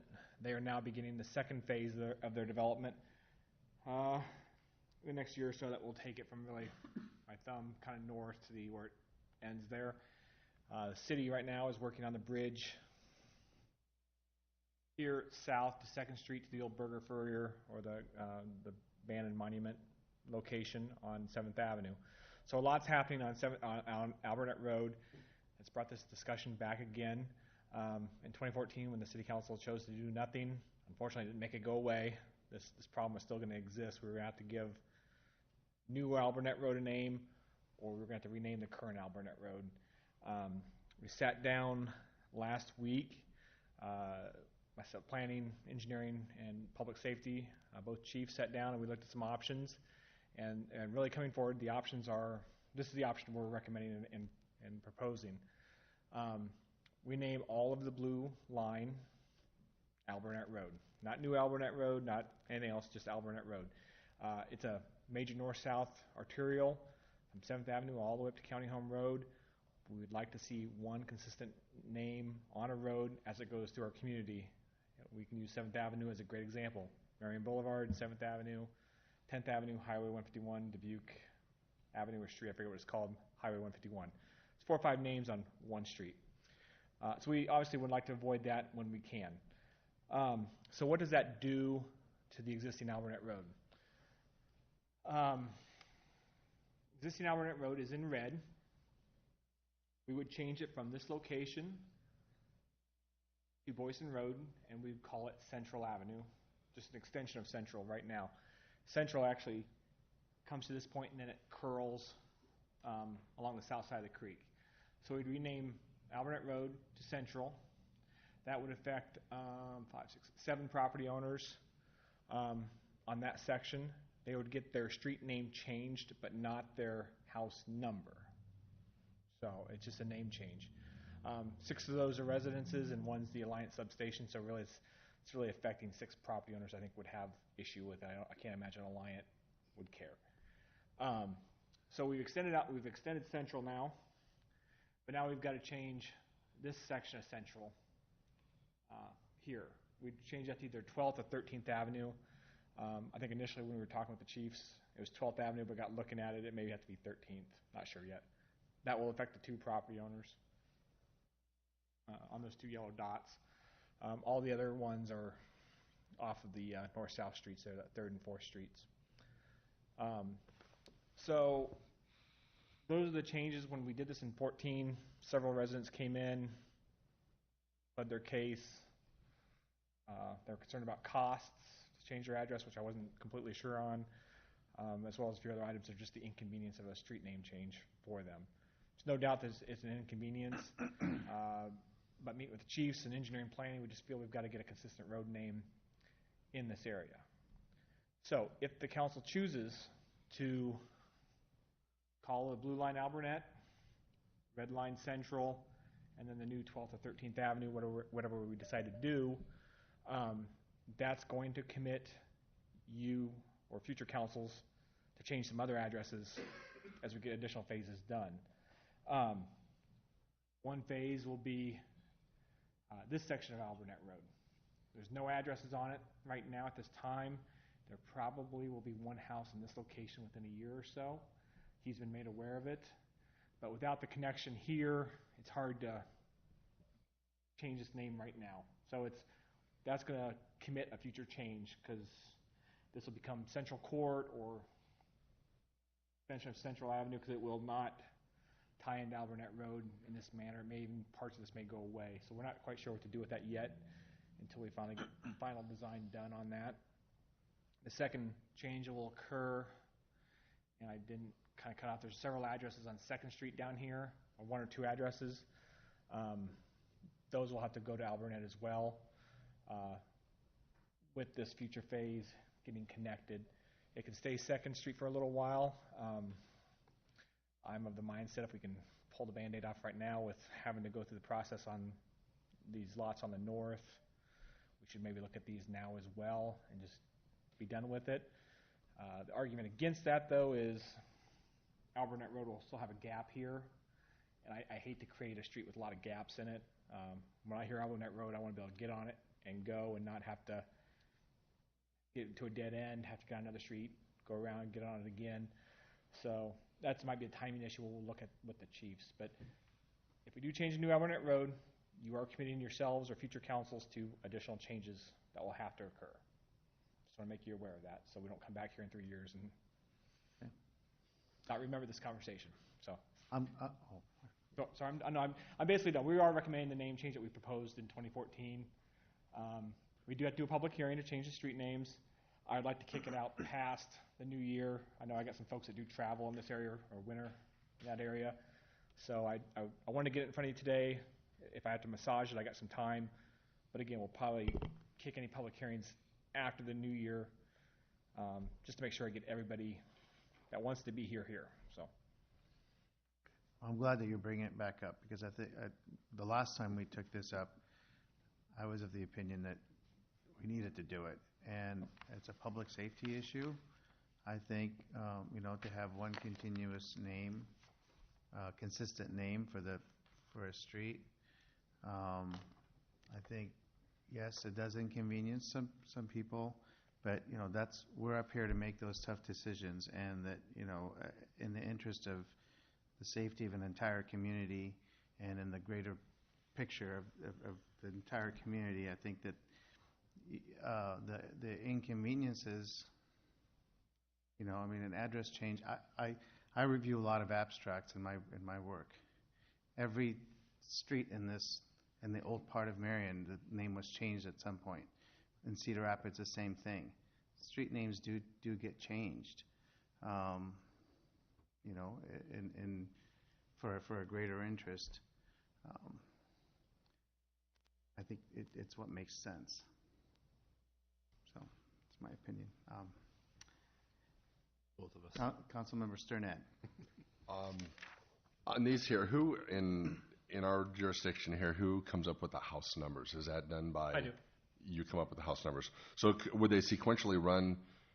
Would the numbers continue on if we wanted to entertain that black, the blacked out portion of that road? If we wanted to just continue that to be Central Ave as well too, would the numbers sequentially go north if we wanted to continue that, rather than turn it into a court or?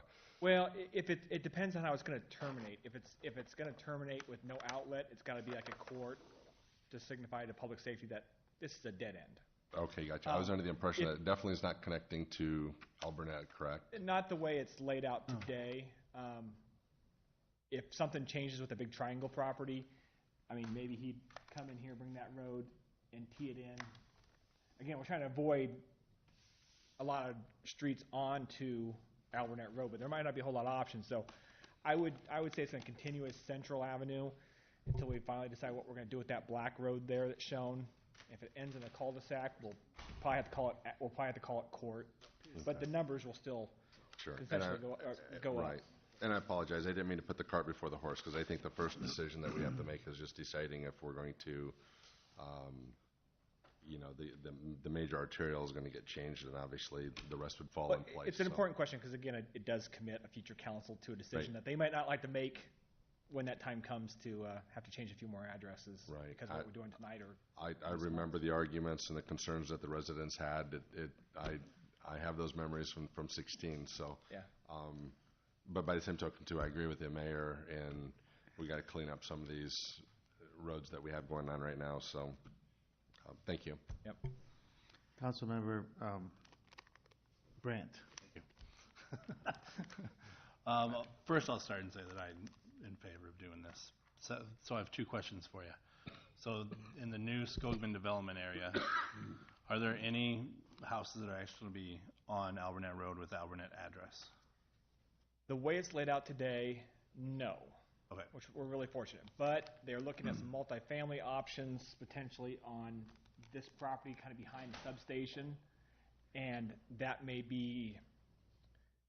they may be addressed off of Albernet Road. Okay. 4 or 5 buildings, or they may have like a private drive that we give an address to. I haven't decided yet on that one. But, so I'm going to say no today, but it could happen. So It then won't be a lot of individual lots. It'll be one large lot with one driveway or 2 driveways, and that's it. Sure. And then the second question is why the need to change it spring or whatnot when the road doesn't go all the way through for I'm sorry, I cut you off there. What was the second? When the road's not going to be done and go all the way through for a while. It's a matter of just, I think it just needs to get done and get it on the radar. We can get the public hearing. I'd like to get the public hearing set after the new year to make sure these folks are back home, and then get some action taken on it. And maybe it's a matter of saying, hey, we're going to change it, go active in 6 months or a year. But we just need to get it done, get these folks ready. Because it does take, you've helped a lot of folks move. It takes a lot of time to get addresses updated. I'd like to get it going, make them aware that this is going to happen, and here's your time to get it accomplished on your own side. Gotcha. What you got to take care of. So if we approve it in the spring, but it's a year before it takes effect. Yeah, I don't want to have this discussion a year from now when the connections are actually going to be there. And sure, makes sense. I think once we get our part done, Skogan gets their part done, it's going to go pretty fast. So. Okay, thank you. Preparing ahead of time. Yeah. Okay. So again, I believe your recommendation does make sense. But why was the city council 4 years ago reluctant to make a decision and willing to just push it down the road? Because there were 5 or 6 couples that stood right here and objected to it, and the council made the call then. So. But I would assume that the expense of getting abstracts updated or some of the other cost was not going to be totally thrown upon the homeowners. No, the addresses would, we would send out an address that goes to all the public utilities and all the private utilities. You don't have to update your abstract. Only when it's sold. Only when it's sold. But that doesn't. The address is irrelevant because, and that was the argument that several folks made. So that no impact there. No, there's none. I think some people made that claim. So it's really stationary. It's stationary. There's a couple of folks run some businesses out of there, so it's stationary, but checks, the bank. Checks. I think we all know it's a pain in the butt to change an address and go through that process, but it is. People do that every day when they move from one house to the next house or whatever. And they don't think of the inconvenience there. I think you have 7 property owners out here. For some that reason, lived out there in this case, it's a big problem. Yeah. And I don't mean to, trivialize the concerns that these residents have, but I just think we have to think of the bigger picture. People move every day and change their checks and their utilities and all of that, and get new addresses. And that's again that's why it's important. I think we get it in front of them, and delay the adoption to give them that time to get that, so they have a firm date in the future that it's going to change. So, Councilmember Gadela. So since we're going to push this out a little bit, because I too think that this needs to get done, can we look at what other cities do in terms of best practices if they reimburse or whatever, or if nothing, but just so that if people are claiming hardship, we've got something to look at that we have prepared so that you're not put on the spot. I'll pull some local examples, see what they do. Yep, that'd be great. Thanks. Other questions, comments? So sometime in January, I'll probably have a set date on the agenda for sometime in late January. I'm hoping so. Okay. What I'd like to do is just so it's on the record to get a motion directing staff to proceed with the name change, so that as we proceed through this, we can put that on for Thursday. That way, there's knowledge that it's coming. We've had support from the council, from directive, and so that this isn't just something that we pulled out of thin air and brought forward. So, if that's workable for the council. I think there's a consensus. So. Okay. All right, thank you. Thank you. Just a note on the substation that Dave mentioned. When I reached out to Alliant about the South 11th lot and the cleanup of that, I also asked about the substations and landscaping and beautifying around those around town. And so that's something they're looking at right now, which that'll become even more important when Albernet Road comes down on the other side of that substation.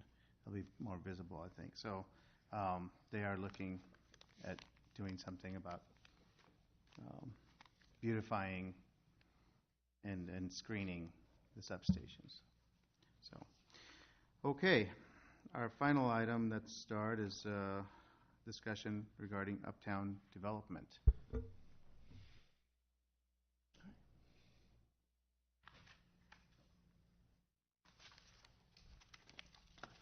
Thank you, Mayor. And I don't have this in a PowerPoint form, so I'm just going to broadcast up a copy of the same executive summary that was included with the council packets. The council had a lot of questions about the uptown redevelopment project, including the parking ramp, including the library, how all these pieces are related together. And so what we did is went back and put together this executive summary, hopefully to clear up some of the questions and really provide you some history and context on the project. So to really get an idea of when this started, we have to go all the way back to 2009. I think it was in 2007 that we actually acquired the railroad right-of-way, and by 2009 or 2008 we had entered into a contract with a firm to come in and really provide some recommendations to the city for what we could use that property for, and also to take a look at a lot of the existing conditions along our existing central corridor and see what we could do to solve some long-standing problems. The area is, and I know the council has heard me say this before, is one of the areas that we see the highest concentrations of traffic accidents in the community. It's an older 4-lane undivided highway cross section, and what you end up with when an area like that with the older section that has driveways every 40, 60 feet, you end up with a lot of left turn accidents where people are getting rear-ended. There's just a lot of conflicting turning movements down through that area. And when Highway 100 was completed in the early 1990s, 7th Avenue saw a pretty significant drop in traffic levels. And fast forward to the mid-2000s, and with Marion's growth, we were right back up to the numbers that we had before Highway 100 was ever developed. So if people like to think of Highway 100 as a bypass, it functioned that way for a while, but as Marion continued to grow north, people weren't willing to drive past 7th Avenue to go down to Highway 100 and use that as the bypass to go into and out of Cedar Rapids. So we saw a drop in traffic, but then over time as the community grew, we just gained those numbers right back. There were also some other conditions that were identified when they did the inventory along that area.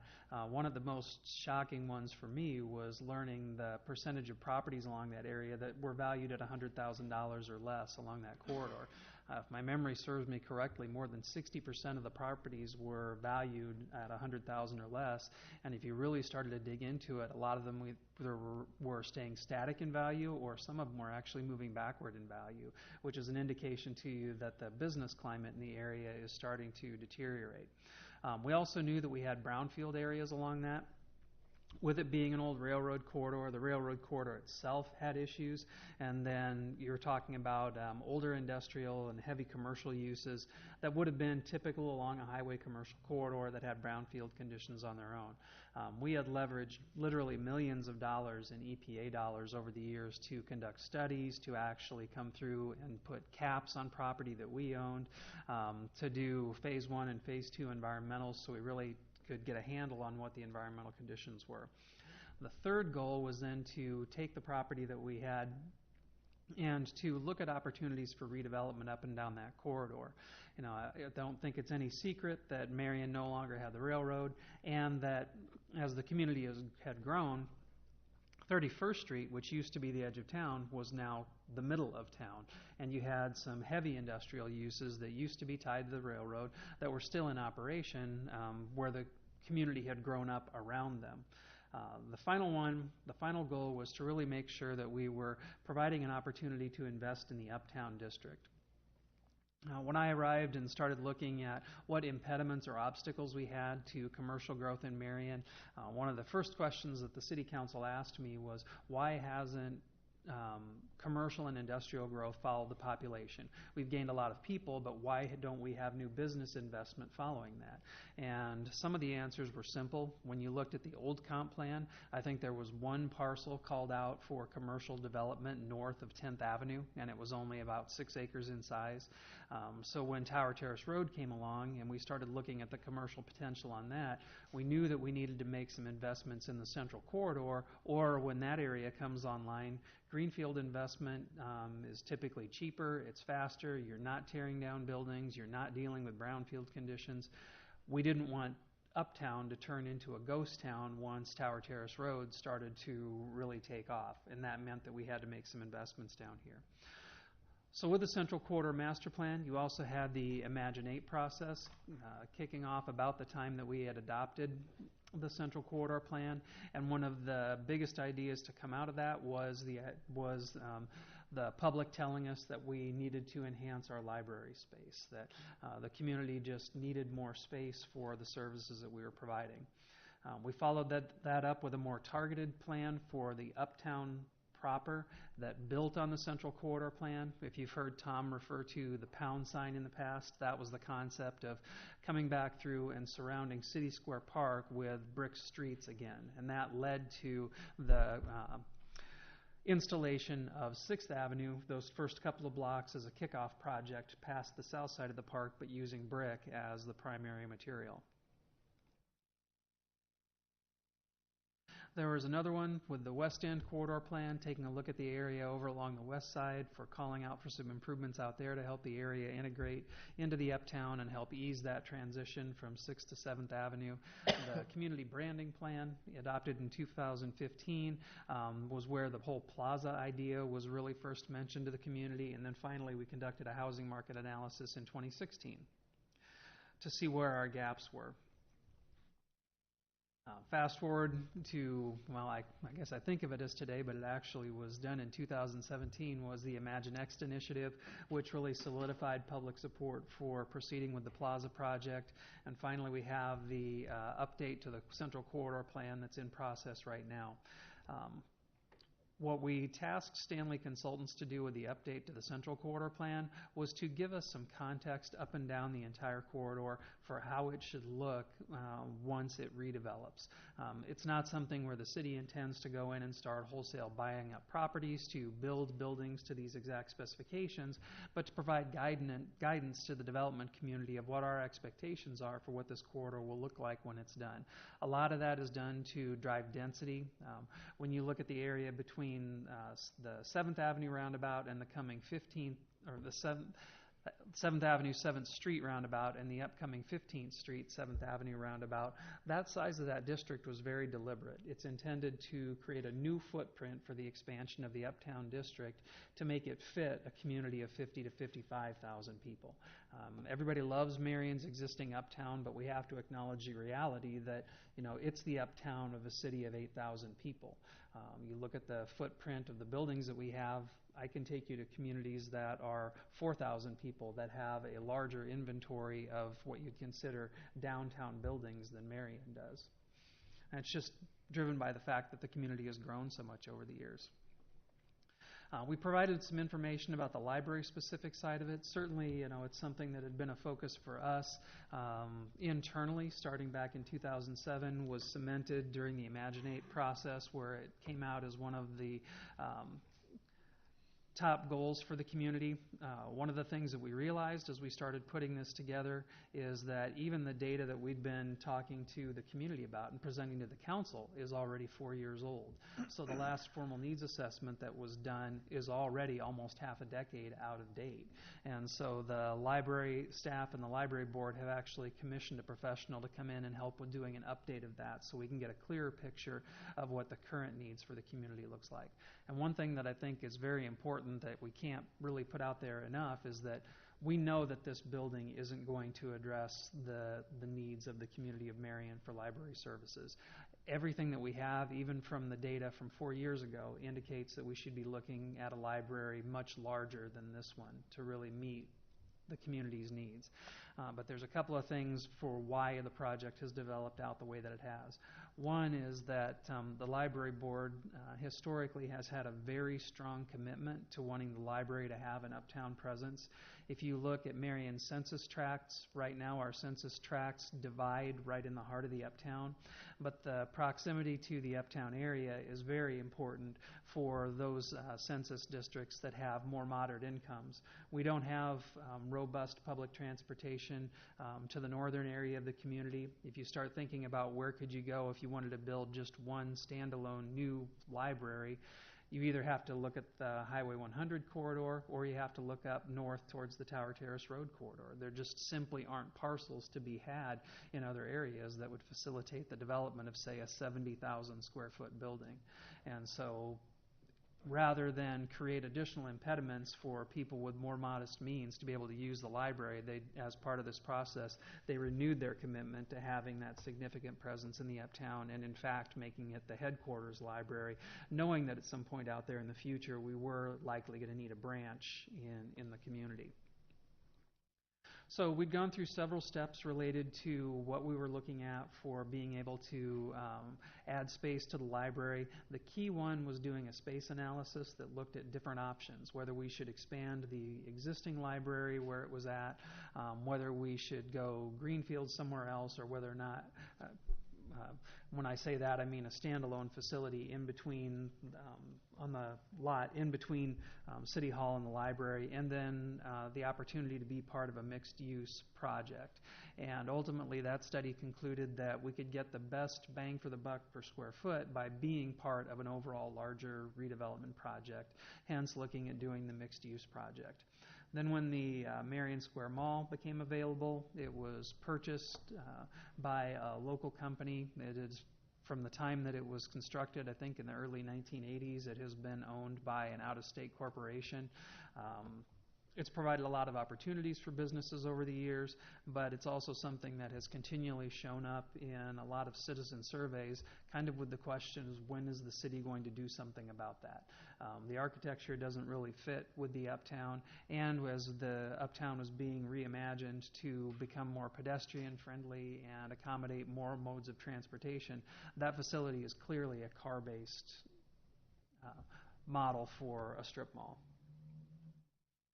So they're kicking off the updated needs assessment, so we should be able to have more information for the council. I'm not going to walk through all of the data and statistics related to that. One of the questions, though, that the council had was, what are the proposed funding sources for the library?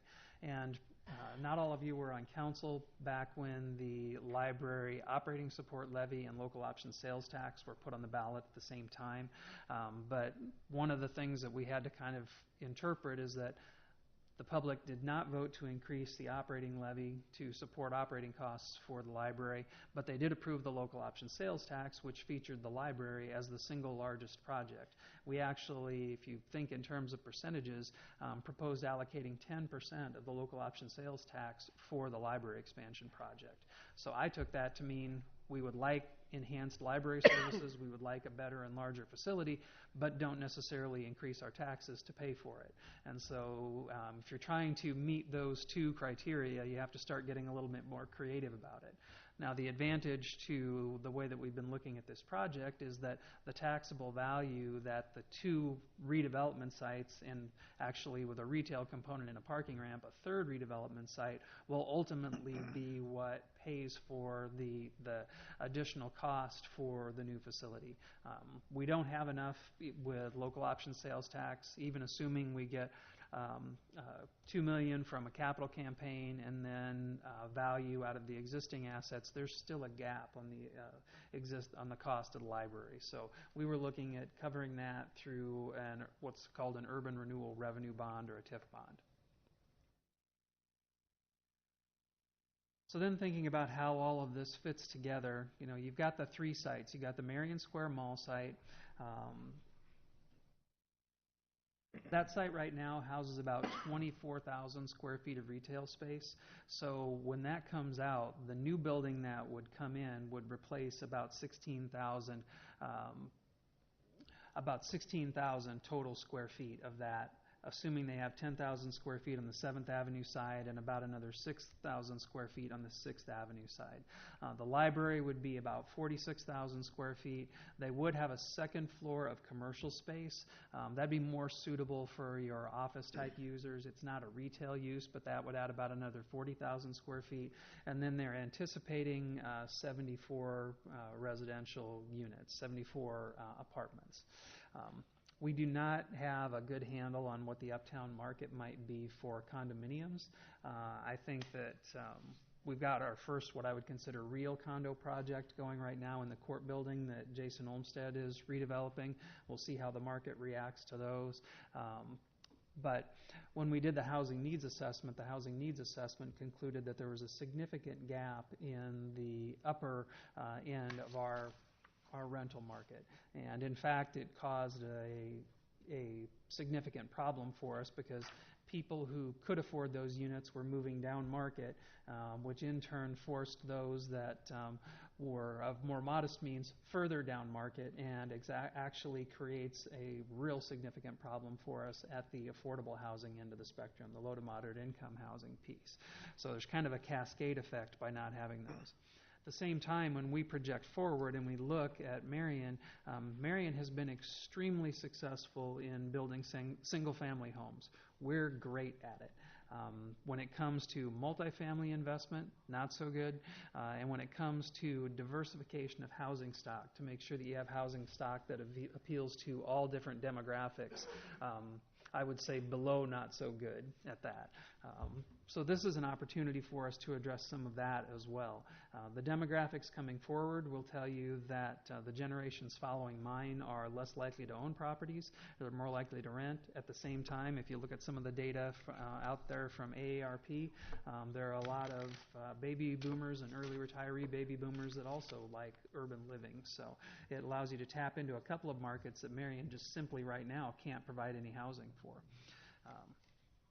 I recall back in 2008, I think I told the council at the time that while the flood was a devastating event for Cedar Rapids, that it also was going to give us a 5-year head start. Unfortunately, they have caught us, and if you look at a lot of the investment that's going into Newbo, Kingston Village, that's exactly the type of environment that Marion has the opportunity to create. And certainly they've been able to capitalize on that market, but I think Marion has a little bit of a different flavor when it comes to that, and certainly could be more than competitive in it. So then you have the other project, and this is one that probably has been in front of the council less, is what happens to the existing library site. We did an RFP to put it out to the private sector about what should happen to that site. That was done for a couple of purposes. One of them is that there were a lot of questions, and at the time we were getting a lot of public pushback about why would you tear down a building that's only 20 years old. You know, the private sector would much rather come in and just renovate that building and do something else with it. So we put out an RFP that actually said, what do you feel is the most cost-effective use of this property? We left it totally open to come in and renovate and reuse the existing facility. We also left it open for someone to come in and reimagine the use of the entire site. We got one response, which was the one from Aspect Architecture and Knutson Construction partnered up on the 1095 project. So, with folks were telling us that there was a use for the building, apparently the private sector didn't see it that way, because we tried to make it as open as we could. We sent it directly out to firms that we knew do redevelopment projects around the area, and this was the result. It's another mixed-use building. It has commercial on the main floor. It does not have as significant a retail presence. The plan for it calls for between 4,000 and 7,000 square feet of retail, really on the corner of 6th Avenue and 10th Street. So across from the Heritage Center, kitty-cornered from Sheets Forest Draper and Wits End, there's anticipated to be a retail node, but the balance of the main floor would be an employer-based commercial space. I think that's one thing that when you look at Uptown Marion, I think the businesses, the retailers that were here noticed it when ESCO left. because ESCO was kind of a major anchor retail or anchor employer for the Uptown, and we haven't had that mix since they moved out. We've had some successes with professional firms like Anderson Bogert moving in, but nothing that's had that sheer concentration, that mass of employees. Now, both of those projects, to be successful, need to have access to parking. As the sites both redevelop, we know that there's some existing parking out there that's going to be lost. The lot on the Marion Square Mall site, for example, has about 70 spaces on it right now. The little 11th Street Parkade area has additional parking. There's parking on the lot between us and the library. There's some existing parking on the library lot itself. So when you take those out, you have to replace those to even be able to start even.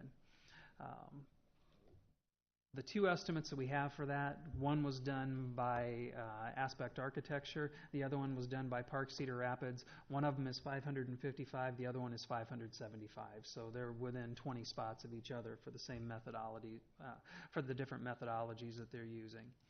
So when you start looking at the ramp itself, there are two different alternatives.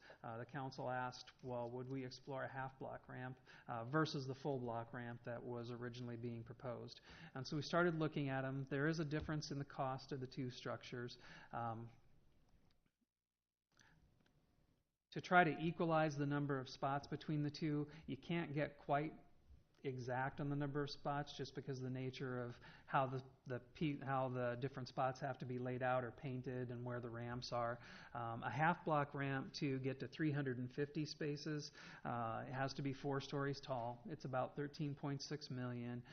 You could add one more floor with a maximum capacity of 440 spaces. You would not have retail on the main floor because you'd need those spaces to help replace the ones that would be lost. The second option would be the full block ramp. A full block ramp at 3 stories tall would have 370 spaces, so about 18 more. It is a little bit more expensive, but it does have potential for 2 additional floors, and this is where the big difference becomes fairly stark. The total maximum capacity is 652 spots instead of 440, so you have capacity for another 200 parking spaces. We didn't put anything in here about the tax impacts of the retail space or anything like that. Didn't really get into having it be a potential landing zone for businesses in the current Marion Square Mall because we wanted to get more into the parking side of the equation. Now, since this report was put together, we have received some additional information that we had requested from Park Cedar Rapids. One of the things that I did was take the draft Stanley plan and give it to Park CR and say, give us a range of parking spaces. We have this new plan that says, as this area redevelops, here's where multi-story buildings should go. This is where they should be in relationship to the street. From that, we can figure out what their square footages would be, and so they came up with a range of needs.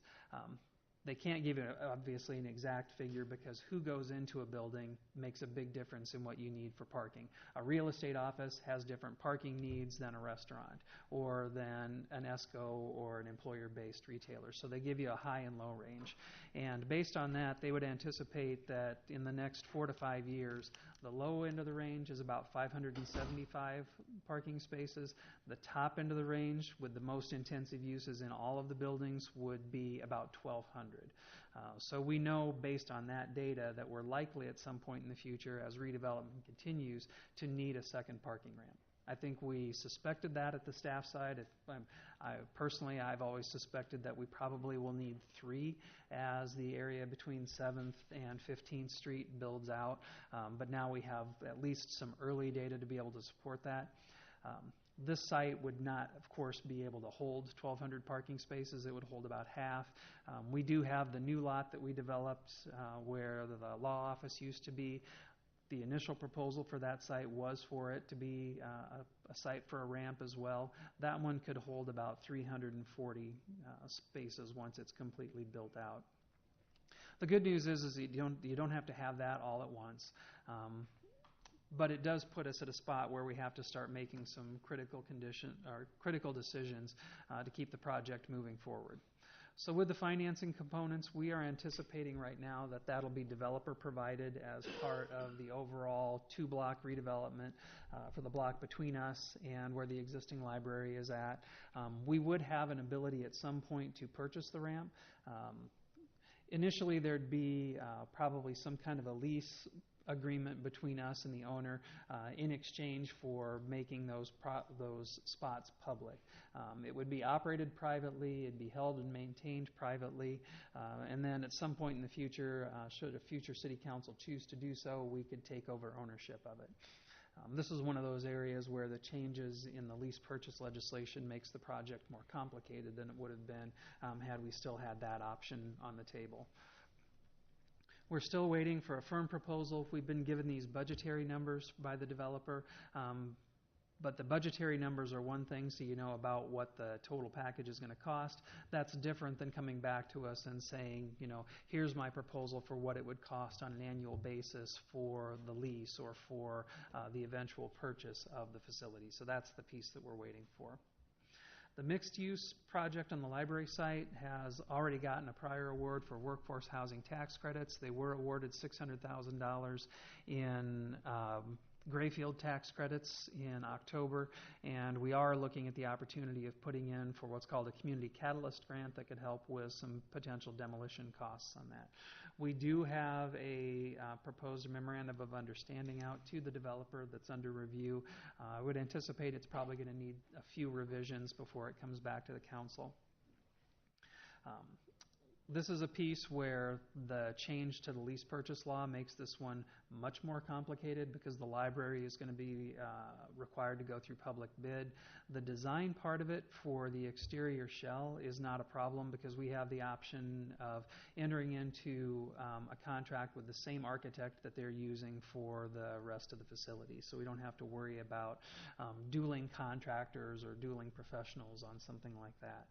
But when it comes to the actual construction and being able to publicly bid it, there's going to be an agreement that will have to be in place between us and the property owner ahead of time so that we can make sure that after it's publicly bid and the contractor is selected that they have access to the site. And our legal counsel in Des Moines is kind of working through how that will have to look. We're anticipating that there will be some city contribution on both of these projects.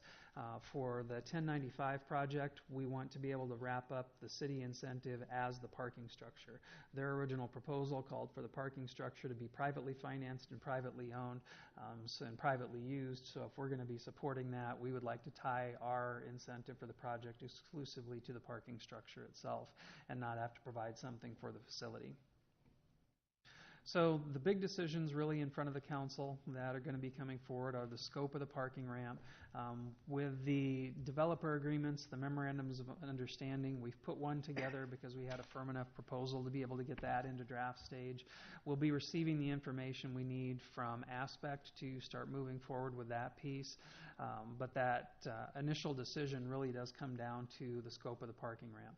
Neither one of these projects can be successful without having that off-street parking, particularly when you're talking about doing premium rent levels for the residential.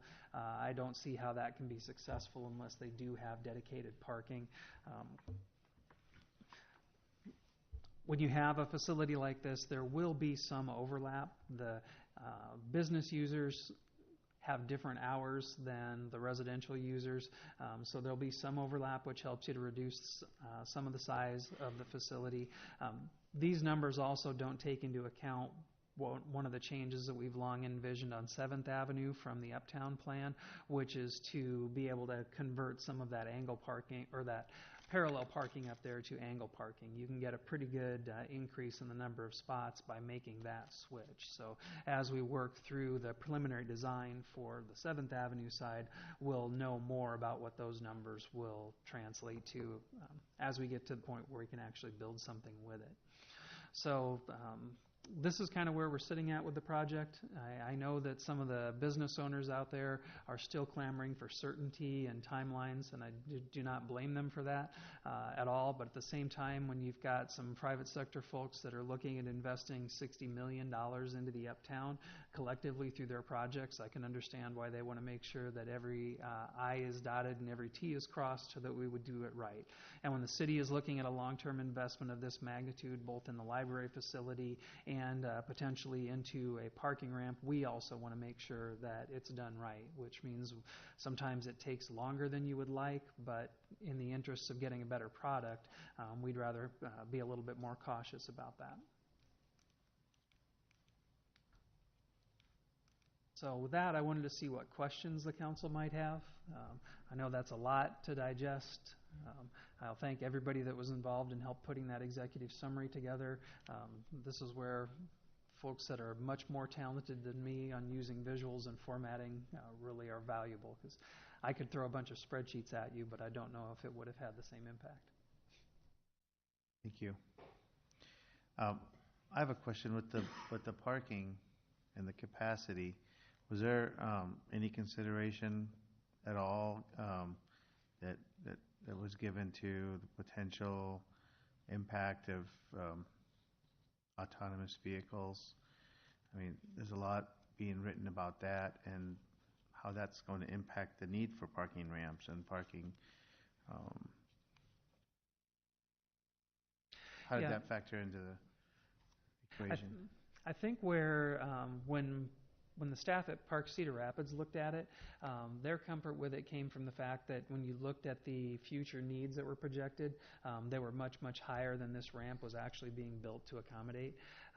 One of the things I didn't mention going through here is that while we'd like to be able to have a ramp that had around the neighborhood of 500 to 525 parking spaces right away, you'll notice it's built smaller than that, so it gives you the ability to adapt if the market need is greater, but they're not trying to overbuild it from the front.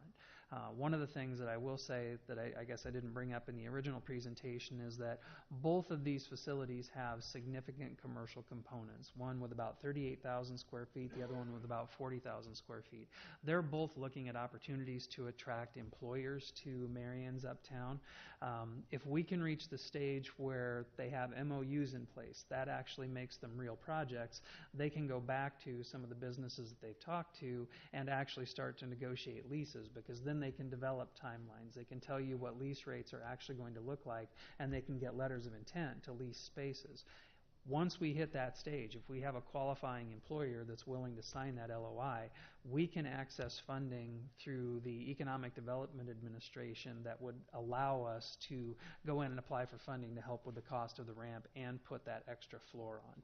But we can't do that until we have an employer who's willing to sign on that dotted line. So that MOU stage for both of these is going to be a critical piece, because that's what allows them to actually go out and start to negotiate with and line up businesses to take those spaces when they get the facilities built.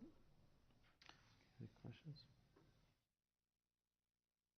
Mr. Jensen. Yeah, first of all, I'd say, I was impressed with the presentation here. I think it really consolidated all the activities that are many years of activity that got us to the point we are, where we have to make some of these decisions in the next several months. My key question, though, Lon, is on the parking scope. We've obviously talked about some other buildings that are on that lot. What is the time frame or timeline in which we need to make a decision on the parking scope, which obviously then makes us needing to make decisions on these other buildings? Yeah, the sooner the better. But that really is a deadline that the City Council can set up. We've tried to make sure we're giving you the information that you need to feel comfortable in making that decision on looking at future parking needs. We do have one of those buildings that we had put out to bid for demolition.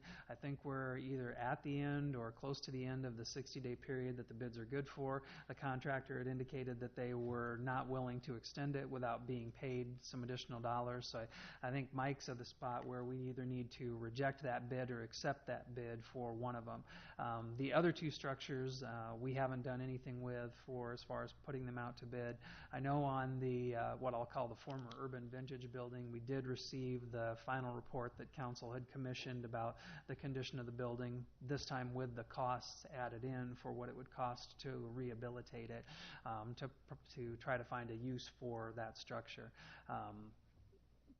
Ideally, we would have all of the agreements, the MOUs and everything adopted before the end of the year so that we could provide that certainty to the businesses in the Marion Square Mall and be queued up to be able to start construction as soon as we could on the parking ramp. They're anticipating using a combination of poured in place and precast to construct it. There's a 12 to 16 week lead time on precast, so even if it's ordered on January 1st, you're talking about it arriving in April. So that all drives timeline for the project. So I guess my point in asking that is it kind of seems like we've been kind of pushing the discussion and determination about those buildings down the road. I think you've given us the information, so I would at least suggest we find a timeline soon to, or a date soon to finalize those decisions. Yep. So that's at least my recommendation for the mayor. Yes, go ahead. Two questions. One, you mentioned, and I'm sorry I don't remember all of the right terminology, but that the architect for the mixed-use library would be determined by the private genesis. Is that right? Is that the right? Okay. That they would determine it. Would we have a say in that, or you talked about sharing the same architect to not compete. Do we have a say in seeing what those bids are and what they accept to determine the competitive nature, or are we just kind of married to their choice? No, with a project like this, when we do engineering or architectural selections, we're doing it based on qualifications anyway. Cost is certainly a factor, but we're looking for the best qualified firms to do it. And in a case like they're using OPN for theirs, OPN does have significant experience with libraries, but one of the things that we had done was to segregate the shell from the library build out and interior space planning. So the library had commissioned a different architect to work on the interior layouts, the space projections, and those types of pieces. There would be nothing to prevent us from continuing to do that so they can make sure they get the interior that they want. But for simplicity's sake, having the same architect design the building would be, in my mind, fairly critical, because even something as simple as not having your utility corridors lined up for going from the basement up to the fourth floor can present a lot of problems. Add that to the OPN list. Second thing is a quick question on why wouldn't the private developers have any skin in the game on the cost of the parking ramp, since they would have a floor for their private use and the walkway and certain things that are required and benefits. And I'm sorry if that was presented and I missed it. Yeah, and we don't have the firm proposal on the parking ramp yet, but certainly when you look at the models for it, for Marion, one of the things that we had looked, even when we were contemplating it being publicly owned, was actually to have it potentially owned and held by a nonprofit and then operated by a nonprofit, so that you could get into some of the other pieces. The difficulty for us as a municipality is that we're not at the point yet where we have a parking enterprise. If you look at the places like Des Moines, they actually have, much like we have utilities, they have a parking enterprise where they have staff and they have people that do this all the time, that take care of their enforcement, ones that monitor leasing, that take care of the leases on all the spaces, both for the business and for the residential side. We don't have any of that human capital or infrastructure to be able to do that. So we would not be seeking to cover, under a proposal that we would expect to come in, 100% of the cost of the ramp. The private sector would still have a stake in the cost of the ramp.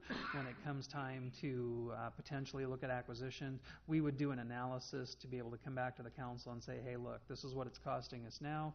If we move in and we buy 2 or 3 floors, we can save this amount of dollars. It makes sense for us to do it at that point. Okay. Thank you. And then I would just echo what Steve said. This was super helpful, organized very well. I feel like the continuity they all speak to each other and really kind of made it cohesive.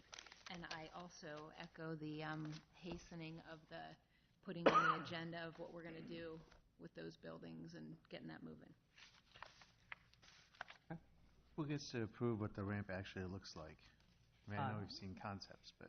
It has to go through the IDO process, so anything that, I believe IDO comes to council, right, Tom? That's correct, yeah.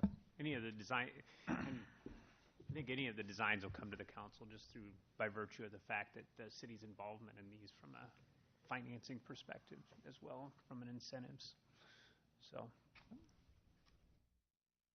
That's what the current concept looks like. Councilman Stern. Lon, I had a couple of questions here in reference to the ramp. We hear this term thrown around quite a bit. Do we have full knowledge that the tenants in the current mall right now have full expectations of moving into those locations?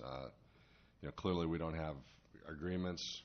We don't even know if this is going to be a nonprofit organization that's going to own the facility. Then you're starting to deal with leases and maintenance and management of real estate property within a parking ramp that is now potentially being held by a nonprofit organization. I mean, there's so many moving components to this that still concern me about all of these expectations. I know we're trying to accommodate those individuals, but who's willing and ready to sign on the line to fill those positions or fill those vacancies? Can you just elaborate on that a little bit? Yeah, the way that the developer has looked at this, the ramp would be condominiumized. So you'd have one owner for the retail piece and then another owner for the parking piece. And so you'd always be dealing with one property owner on the retail side. And I think he's anticipating that would continue to be aspect since they have experience with that throughout the metro area. I have personally been approached by one of the businesses in the Marion Square Mall who's indicated a pretty keen interest in coming across here. I think some of the other ones want to know more about what the numbers look like to be able to do that. Right now it's kind of a delicate spot because if for example, they go in there and start talking about that, well, they have existing leases with the other owner. You don't want to start necessarily poaching one from the other. So once this becomes a real project, they'll finish putting the numbers together, and then at that point, the Marion Square Mall property also knows that they have timelines that they can work with, and we can sit down with the businesses to come up with something that would potentially work. Yeah. Okay, thank you. Mm-hmm. Other questions or discussion?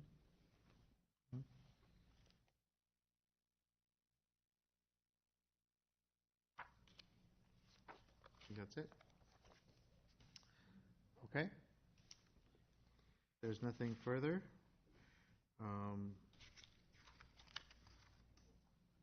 On Thursday, we have a closed session planned, and we'll look forward to seeing everyone Thursday evening. Thank you.